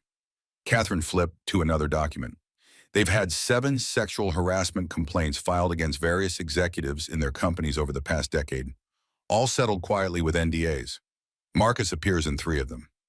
Jack wasn't surprised, but the confirmation of a pattern reinforced his disgust. So he's a repeat offender, and his family cleans up after him. Exactly. And there's more. Catherine's finger traced down a timeline of events. Environmental violations at their development sites. Building code exemptions granted under unusual circumstances. Charitable donations to the mayor's pet projects coinciding with zoning variances. Nothing outright illegal that I can prove, but together. Together, it shows a family that operates above the law, Jack finished, using money and influence to create their own rules. Catherine nodded, satisfaction flickering across her features. Now you're seeing it. The Webbs have spent decades cultivating an image as Austin's benevolent business dynasty, generous philanthropists, job creators, civic leaders. But underneath, they're bullies who use their power to take what they want and punish anyone who stands in their way. Jack thought of Derek's warning of the threats against Sophie of the construction site vandalism. This helps us understand what we're dealing with, but how does it protect us or your job? Catherine leaned back, confidence replacing the tension she'd shown earlier. Information is leverage, Jack. Right now, the Webbs think they hold all the cards. They're used to people backing down to problems disappearing when they apply pressure. But if enough of these patterns became public knowledge, you're talking about exposure. I'm talking about changing the calculation.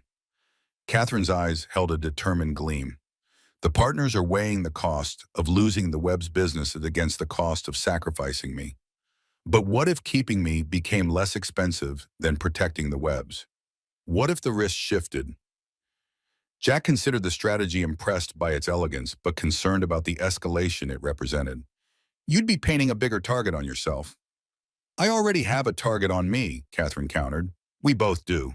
The question is whether we wait for the next attack or change the terms of engagement. The phrase resonated with Jack, echoing military principles he'd lived by. Never let the enemy dictate the battlefield. Seize the initiative. Transform disadvantage into advantage. He studied the documents again, seeing them now not just as information, but as potential armor. There are risks, he said finally. Going public against a family with this much influence could backfire.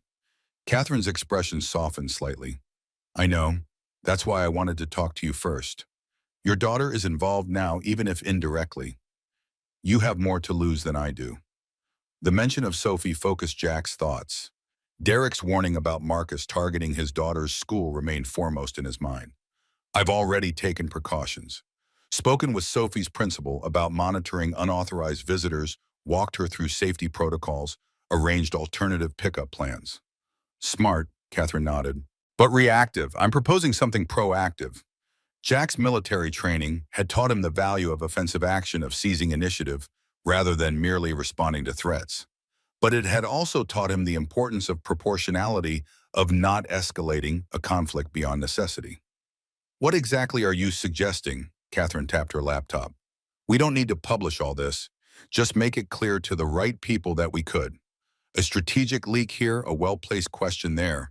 Create enough concern that the webs decide we're more trouble than we're worth. The approach was measured, calibrated, not all-out warfare, but calculated pressure. Jack could respect that. Who would you approach first? I have a contact at the Austin Chronicle, a journalist who's been trying to crack the Webb family facade for years.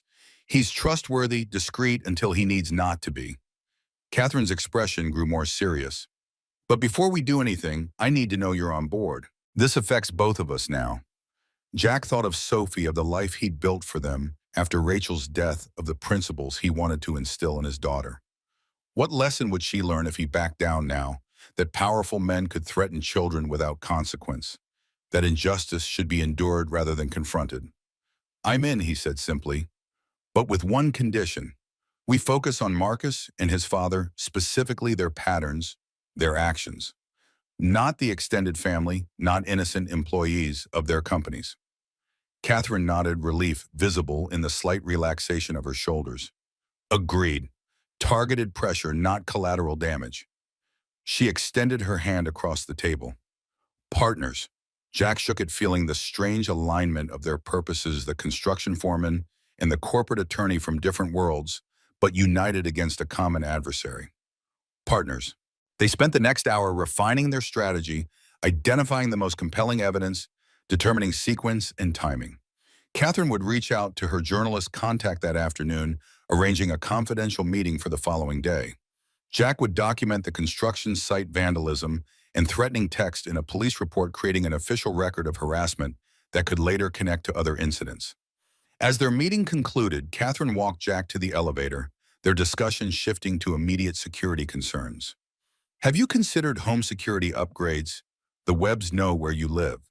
Jack nodded, having already assessed his home's vulnerabilities with a professional's eye. Installing new locks today, security system tomorrow. I've also spoken with some former teammates who live in the area.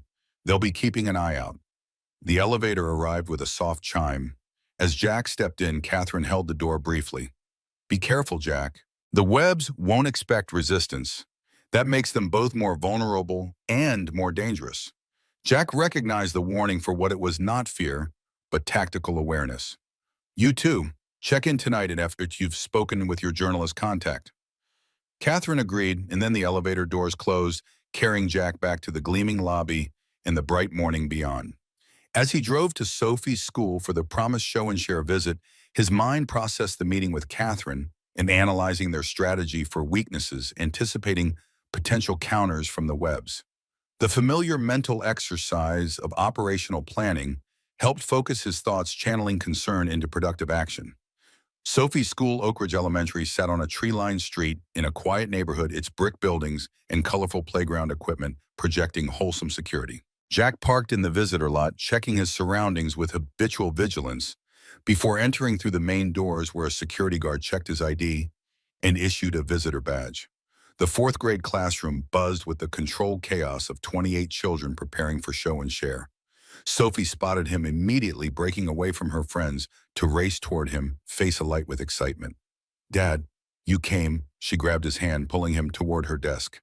Ms. Brennan said you can go third after Eliza shows her rock collection and before Tyler talks about his soccer trophy.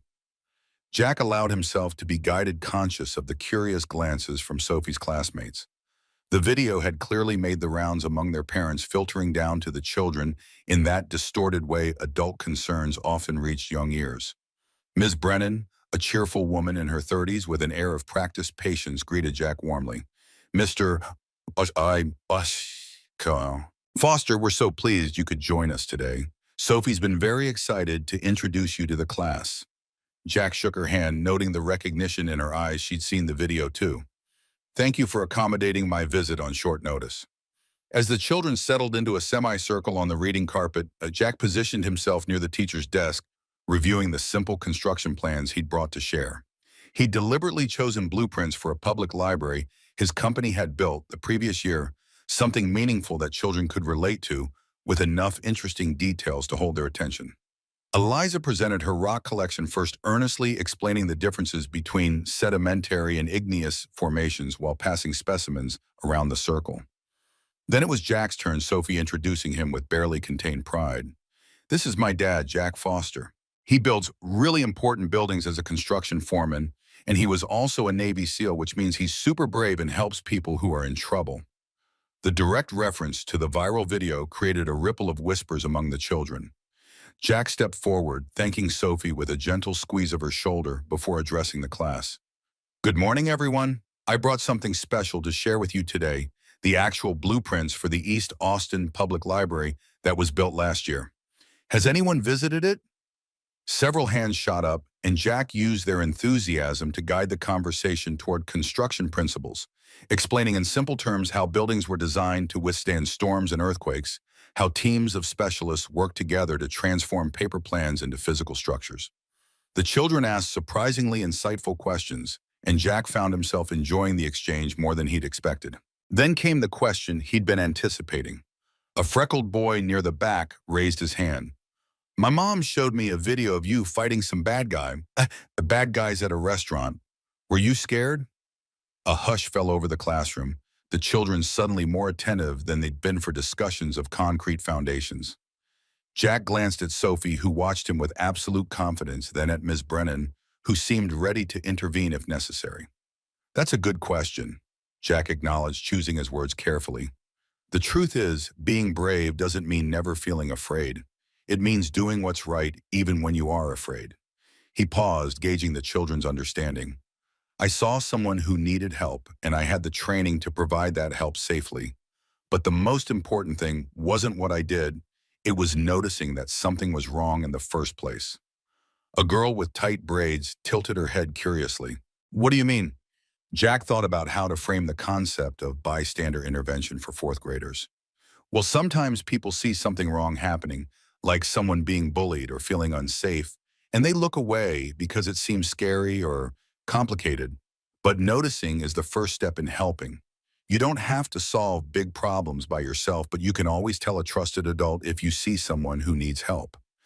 The explanation seemed to satisfy the children, who nodded with serious expressions.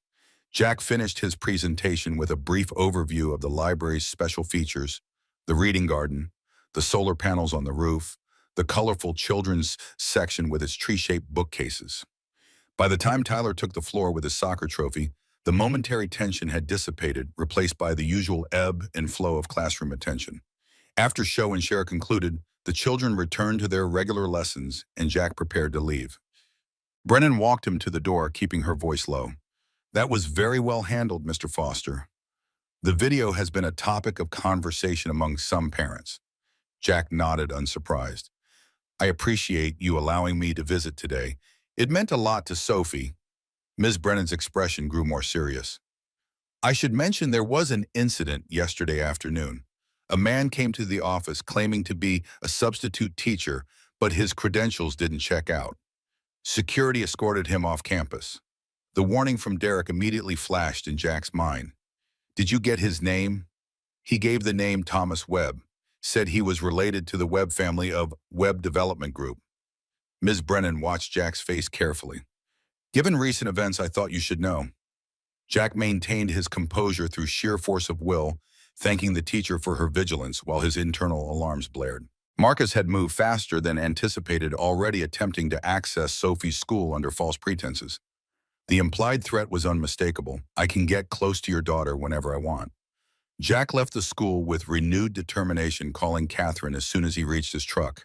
When she answered, the background noise suggested she was walking between meetings. "The Webb cousin tried to get into Sophie's school yesterday," Jack explained without preamble. "Used his real last name, claimed to be a substitute teacher." Catherine's intake of breath was audible. "That's reckless even for them. School security is no joke these days." "Exactly. He wasn't trying to succeed, he was sending a message." Jack started his truck, scanning the surrounding streets for unfamiliar vehicles. "They're telling us they can reach our vulnerable points." This changes the timeline, Catherine said, her voice hardening with resolve. I'm meeting my journalist contact this afternoon instead of tomorrow. And Jack, we should consider a temporary restraining order against Marcus specifically. This school incident gives us grounds. Jack weighed the suggestion, seeing both its value and its limitations. A restraining order was only as effective as the subject's willingness to obey it, and Marcus had already demonstrated his disregard for boundaries. Still, it would create an official record, another piece in the documentation of harassment. Do it, he agreed. And let's accelerate the rest of the plan too. The sooner we apply pressure, the less time they have to escalate further. After ending the call, Jack drove directly to the police station to file a formal report about the school incident, connecting it to the construction site vandalism and threatening text. The officer who took his statement seemed skeptical at first but grew more attentive as Jack methodically laid out the sequence of events, the pattern of escalation, and the potential threat to his daughter. We'll increase patrols in your neighborhood, the officer promised, and notify the school resource officer at Oak Ridge to be especially vigilant.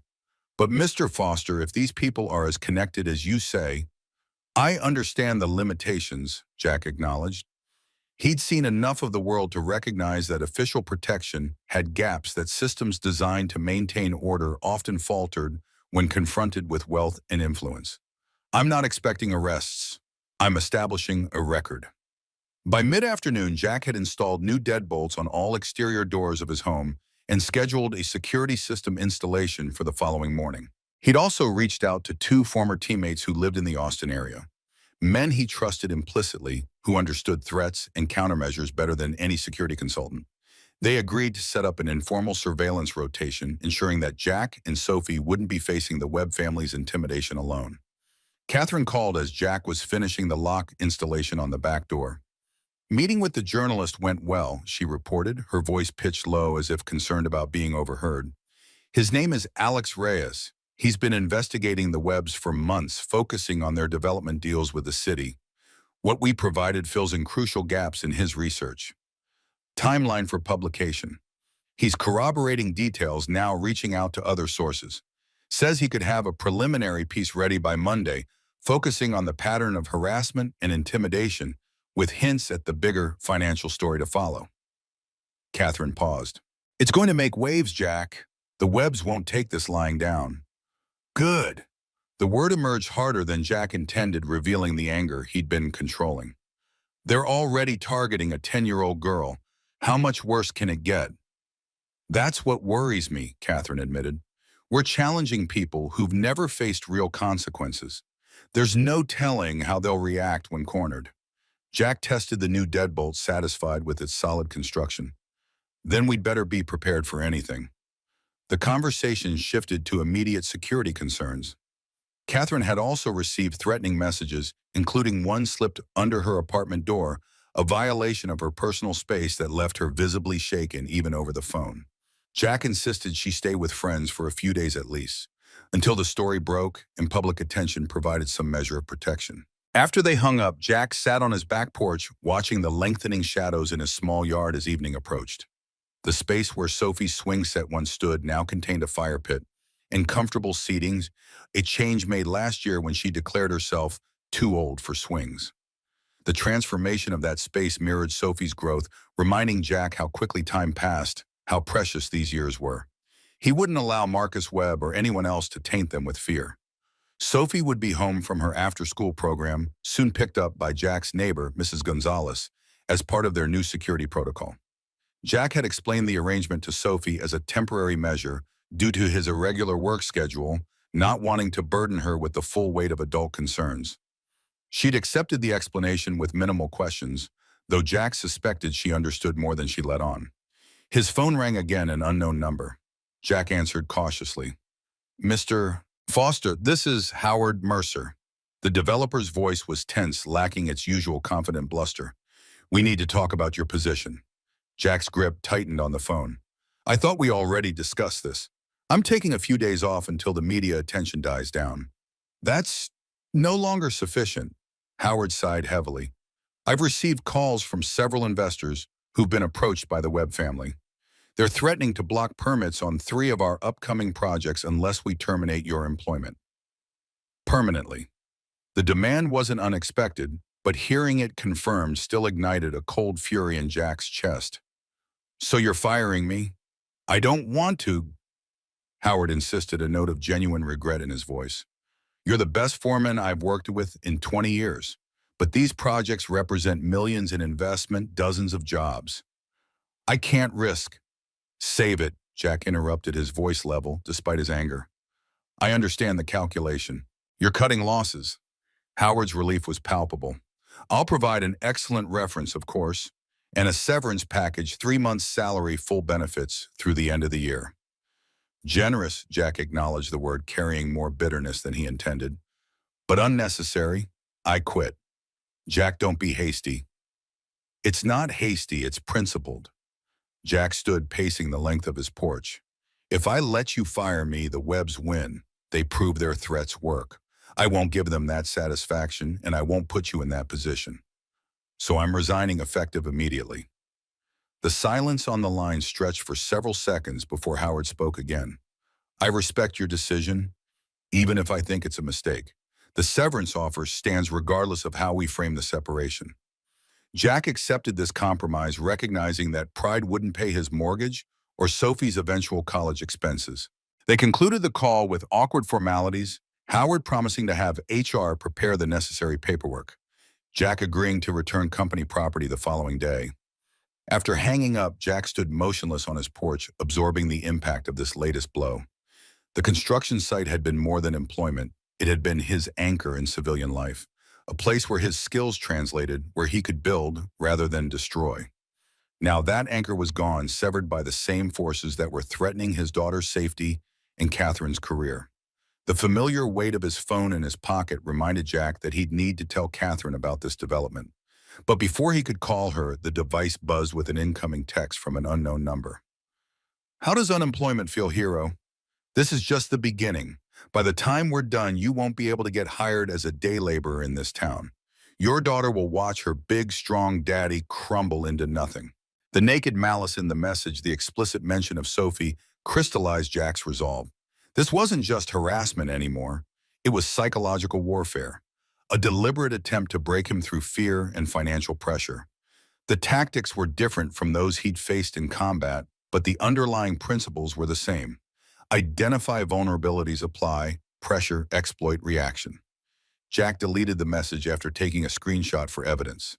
Then he called Catherine, updating her on the job situation and the latest threat. Her response was immediate and practical. This actually works in our favor, she pointed out. It strengthens the narrative for Alex's article, a decorated veteran losing his job for helping a woman being harassed. It makes their retaliation explicit. Jack appreciated her strategic thinking, though it did little to address his immediate financial concerns. I've got savings enough for a few months, but long-term. One battle at a time, Catherine counseled. Let's focus on getting the web story published, filing the restraining order, and ensuring Sophie's safety. Employment opportunities will come once this situation stabilizes. After ending the call, Jack heard Mrs. Gonzalez's car pulling into his driveway. Sophie was home. He tucked away his concerns behind a calm expression, greeting his daughter with a hug as she bounded up the porch steps, her backpack swinging wildly.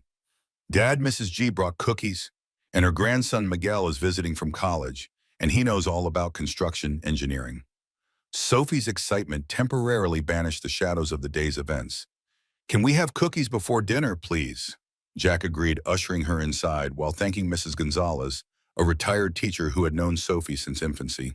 As Sophie arranged cookies on a plate, chattering about her day, Jack moved through the house with heightened awareness, checking locks, scanning sightlines through windows, mentally mapping defensive positions, habits from his military days that had resurfaced in response to the perceived threat.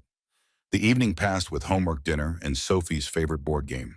Jack maintained an outward normalcy, answering her questions about the new locks, with a simplified explanation about home security updates, steering conversations towards school projects and weekend plans rather than his employment situation or the Webb family's threats.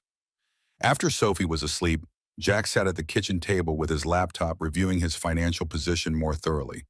The severance package would provide temporary stability, but the job market for construction foremen was relationship-driven. The Webb's influence could effectively blacklist him throughout Austin's development community. He might need to consider relocating, disrupting Sophie's life, just as she was establishing stronger peer connections. A text from Catherine interrupted his calculations. Meeting with judge tomorrow at 9 a.m. for temporary restraining order. Alex's preliminary article scheduled for Sunday online edition, Monday print. You holding up okay? Jack replied with more confidence than he felt. Managing, focus on the legal front. I'll handle security. Sleep came fitfully that night, Jack's mind cycling through contingencies, threat assessments, and financial projections. He rose before dawn, checking the perimeter of his property before starting coffee, the ritual bringing a semblance of normalcy to an increasingly abnormal situation. The security system installers arrived at 8, efficiently placing sensors on windows and doors, setting up motion detectors in key areas connecting everything to a monitoring service. Jack watched their work with a professional eye, suggesting adjustments based on his tactical knowledge. By noon, the system was operational, another layer of protection, however imperfect. Catherine called mid-afternoon, her voice carrying an unfamiliar excitement. Judge granted the temporary restraining order against Marcus Webb. He's legally prohibited from coming within 100 yards of you, Sophie, your home, or her school. Jack received the news with measured optimism. Good work, though I doubt a piece of paper will stop him if he's determined. It's not about stopping him, Catherine explained. It's about establishing consequences.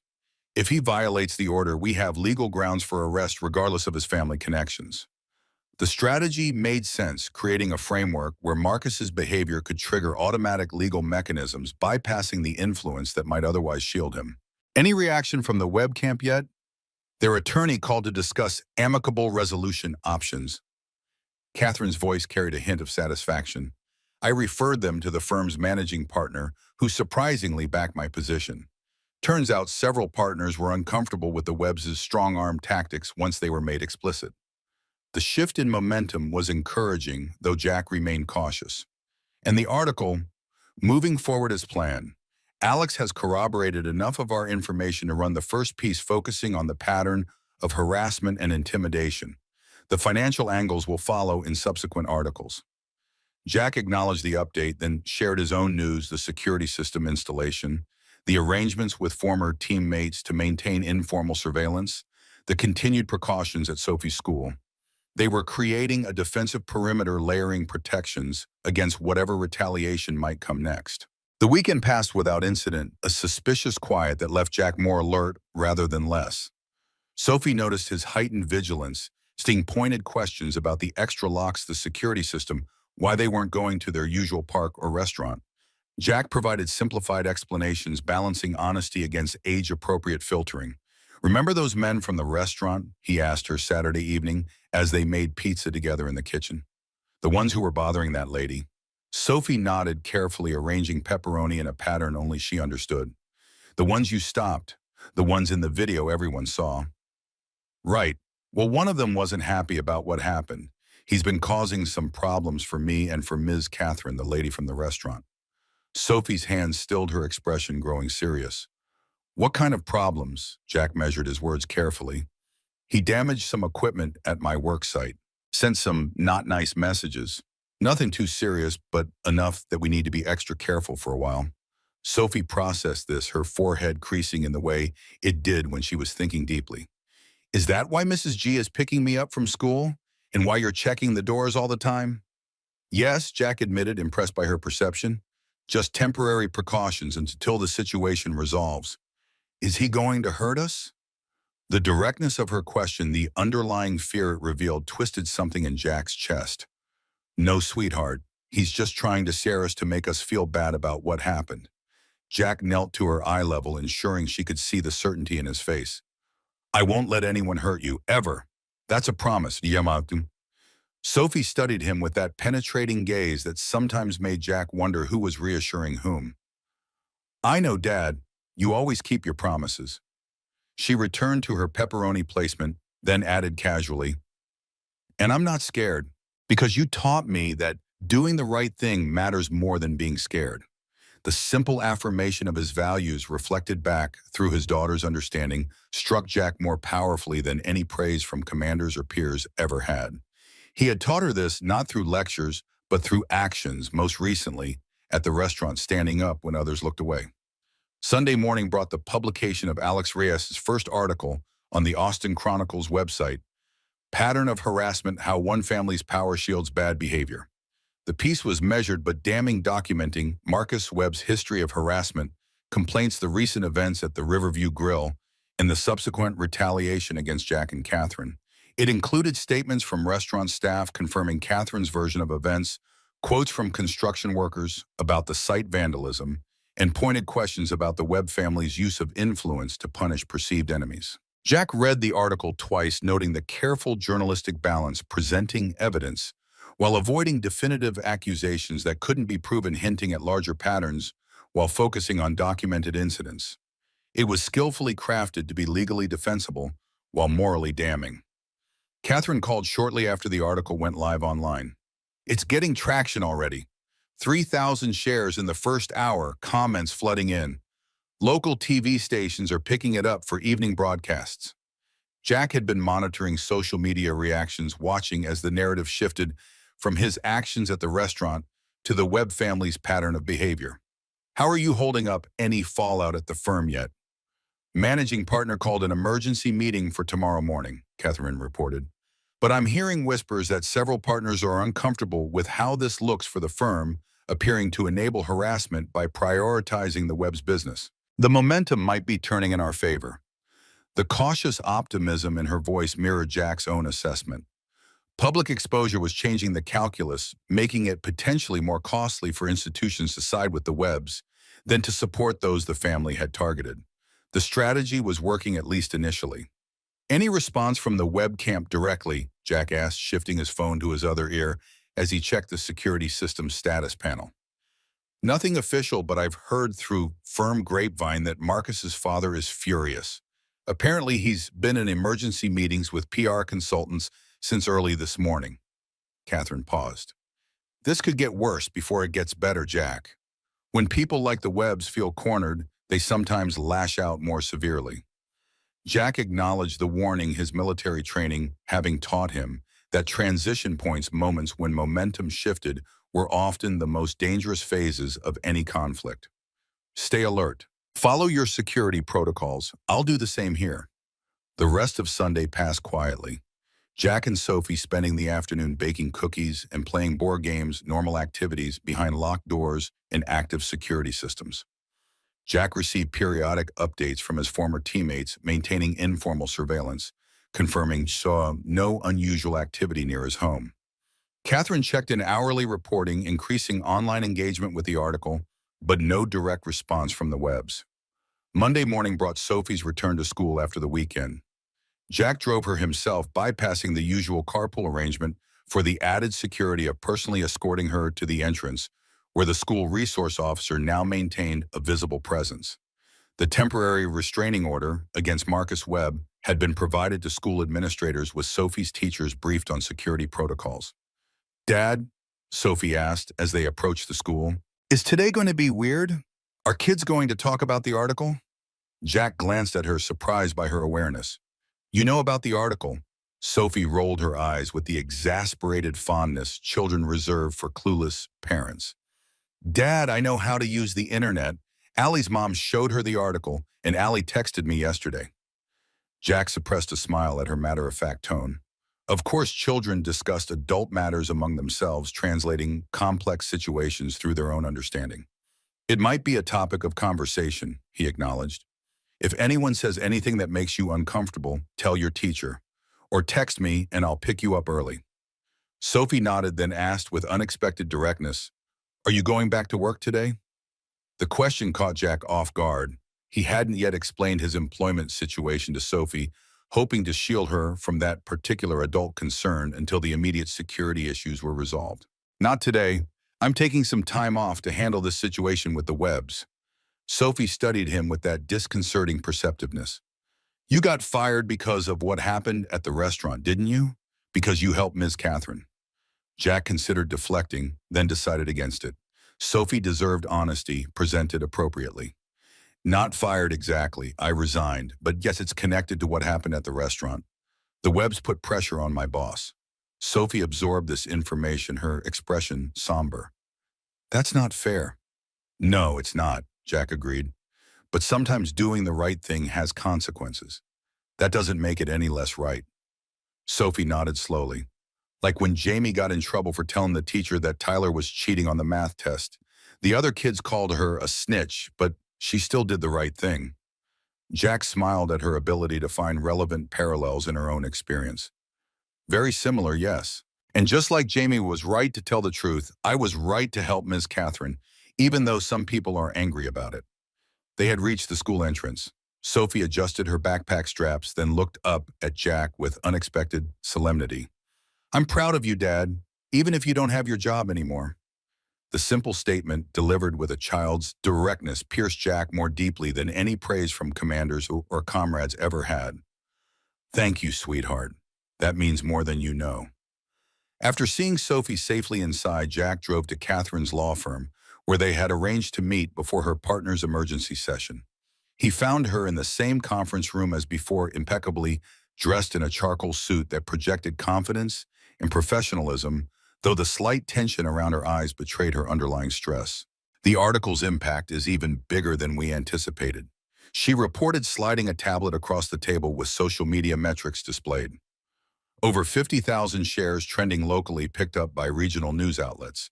And this morning, 3 more women have come forward with accounts of harassment by Marcus Webb.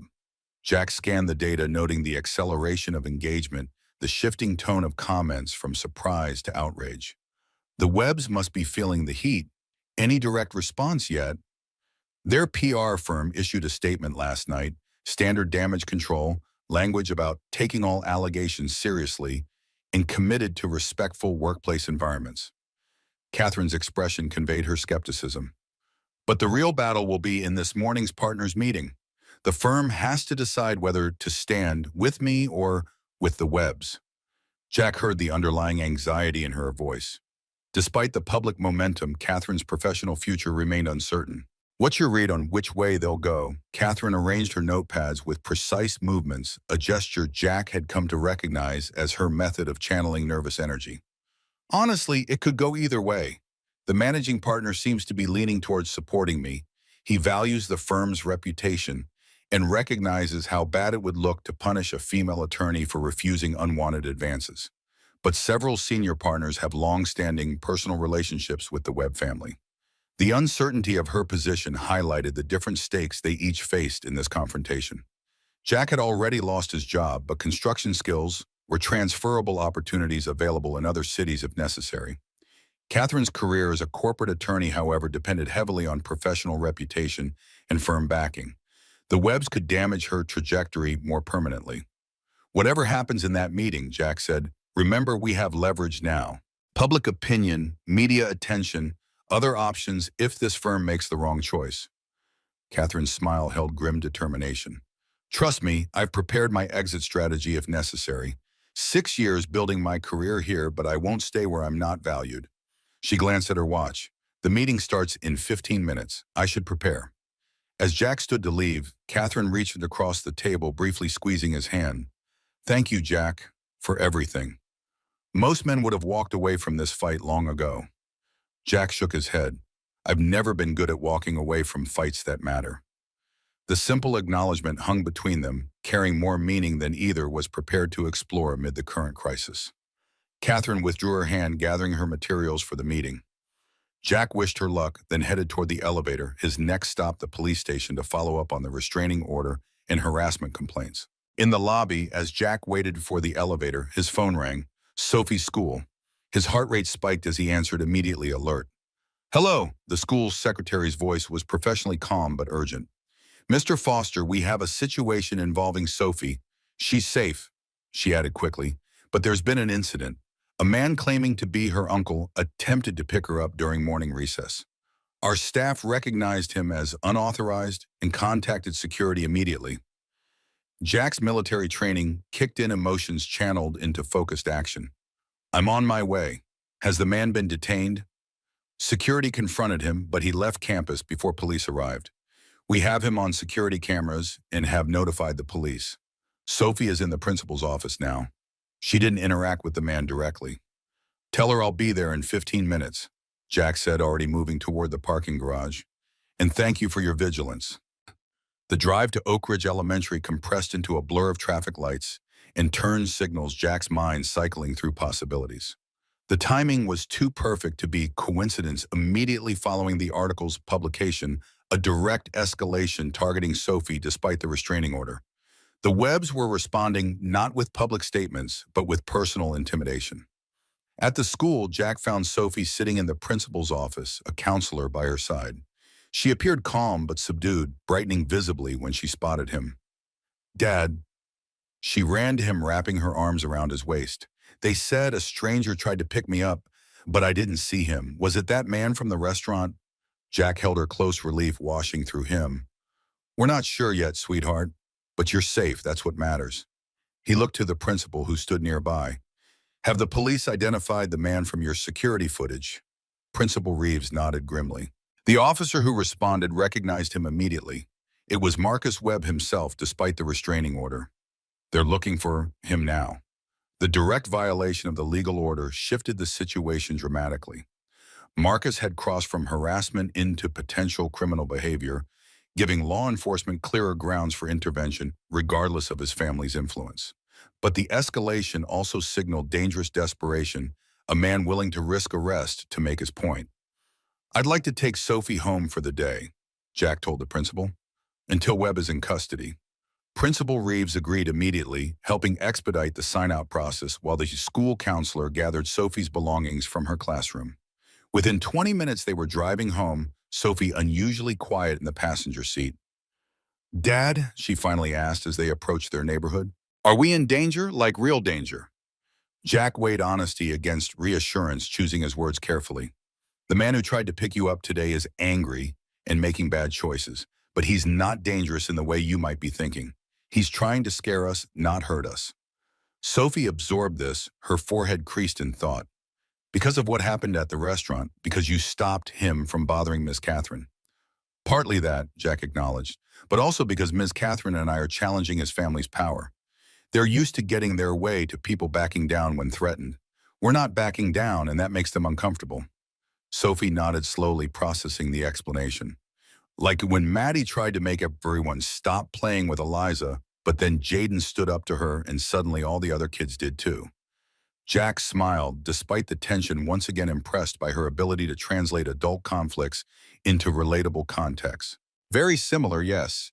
Sometimes it takes one or two people standing firm before others find their courage.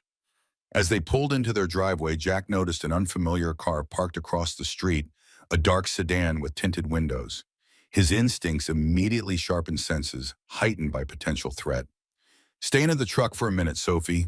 I need to check something. Before he could exit the vehicle, the sedan's door opened, and Derek Sullivan emerged, hands held visible at his sides in a deliberate gesture of non-threat. Jack's tension didn't ease. Derek's presence, while not immediately threatening, complicated an already volatile situation. Wait here, Jack instructed Sophie firmly. Lock the doors. I'll be right where you can see me. Jack approached Derek cautiously, maintaining awareness of sightlines and distance. I thought you were leaving town. Derek nodded, his expression grim. I did. Been in San Antonio with my brother.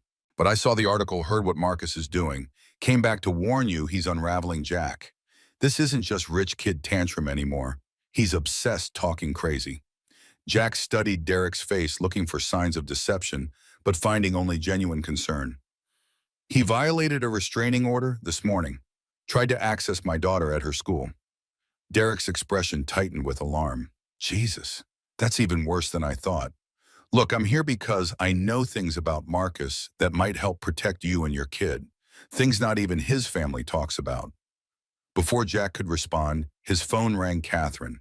He answered without taking his eyes off Derek. Everything okay? Catherine's voice carried a mixture of triumph and tension. The partners' meeting just ended. They're backing me unanimously. The Webb family's legal business is being terminated, effective immediately. She paused, then added with darker urgency. But Jack Marcus's father just stormed into the office demanding to see me. Security is escorting him out, but he's threatening legal action against both of us. This is escalating fast. Jack glanced between Derek and his truck, where Sophie watched wide-eyed through the window. I need to get Sophie somewhere safe. Then we should meet. And Catherine Derek Sullivan is here. Says he has information about Marcus that might help us. A moment of startled silence, then, bring him. My apartment in an hour. I'll text you the address. As Jack ended the call, Derek stepped closer, his expression earnest. I'm trying to make things right, Jack. What's happening to your kid that's crossing every line? I can help stop Marcus before he does something truly unforgivable. Jack studied him for a long moment, weighing options, calculating risks. Derek had warned him accurately before, had shown remorse for his role in the initial confrontation. And right now, with Marcus escalating and Sophie potentially in danger, Jack needed every resource available. 1 hour, he agreed finally. Follow us to a secure location, then we'll talk. As he returned to the truck, Jack made a rapid series of calculations. Sophie needed a safe place somewhere the Webbs wouldn't think to look. His former teammate Mike had offered his lake house 30 minutes outside Austin, equipped with security systems, and isolated enough to provide early warning of approach. One phone call confirmed its availability. Change of plans, sweetheart, Jack told Sophie as he started the engine. We're going on a little adventure for a few days. Pack a bag when we get inside, clothes, books, your tablet, whatever you need to be comfortable away from home. Sophie buckled her seatbelt, her expression a mixture of excitement and apprehension. Is Ms. Catherine coming too? And that man who was just talking to you? Jack glanced in the rearview mirror where Derek's sedan waited a respectful distance behind. Ms. Catherine will meet us later. And that man, his name is Derek. He's trying to help us now, even though he made mistakes before. Sophie pondered this as they pulled into their driveway. Like when Jamie was mean to me last year, but then apologized and became my friend. Jack smiled despite the tension. Something like that, yes. People can change, can try to make amends for past mistakes. That deserves recognition, even if we stay cautious. As they quickly gathered essentials from the house, Jack's phone buzzed with updates, police actively searching for Marcus Webb for violating the restraining order, Catherine securing sensitive documents before leaving her firm, Mike preparing the lake house with supplies and security measures, pieces moving on a chessboard positioning for whatever came next. With bags packed and loaded, Jack secured the house, arming the security system and notifying neighbors of their temporary absence. As they pulled away from the curb, Sophie looked back at their home with a thoughtfulness beyond her years. Dad, are we running away? The question carried no judgment, just a child's direct curiosity. Jack considered how to frame their tactical retreat in terms she would understand. No, sweetheart, we're not running away. Sometimes the smartest response to a threat isn't to stand and fight immediately. Sometimes it's to move to better ground, to prepare properly, to choose the time and place of confrontation, rather than letting someone else choose for you. Sophie nodded, apparently satisfied with the explanation. Like in chess, when you move your pieces to safer positions before trying to win. Jack smiled at the aptness of her analogy. Exactly like chess. We're not leaving the game, we're just making smarter moves. As they drove toward Mike's lake house, Derek's sedan following at a discreet distance, Jack felt a complex mixture of emotions: concern for Sophie's safety, anger at the Webb's escalation, determination to resolve the conflict decisively. But beneath it all ran a current of certainty that had been missing in recent days. This wasn't just about defending against harassment or protecting his job anymore. It was about standing against the kind of power that thought itself untouchable, the kind that believed wealth and influence could substitute for character and decency. It was about showing Sophie that principles mattered more than convenience, that doing the right thing remained right even when it carried a cost. And as the city fell away behind them, replaced by the rolling hills of the Texas countryside, Jack Foster, construction foreman, single father, former SEAL, felt the warrior in him fully awake now, not with bloodlust, but with clarity of purpose. The battleground had changed, the weapons were different, but the core remained the same: protect what matters, stand against what's wrong, never yield to intimidation. Some fights chose you, and this one, Jack reflected as he glanced at Sophie beside him, was worth every sacrifice it might demand.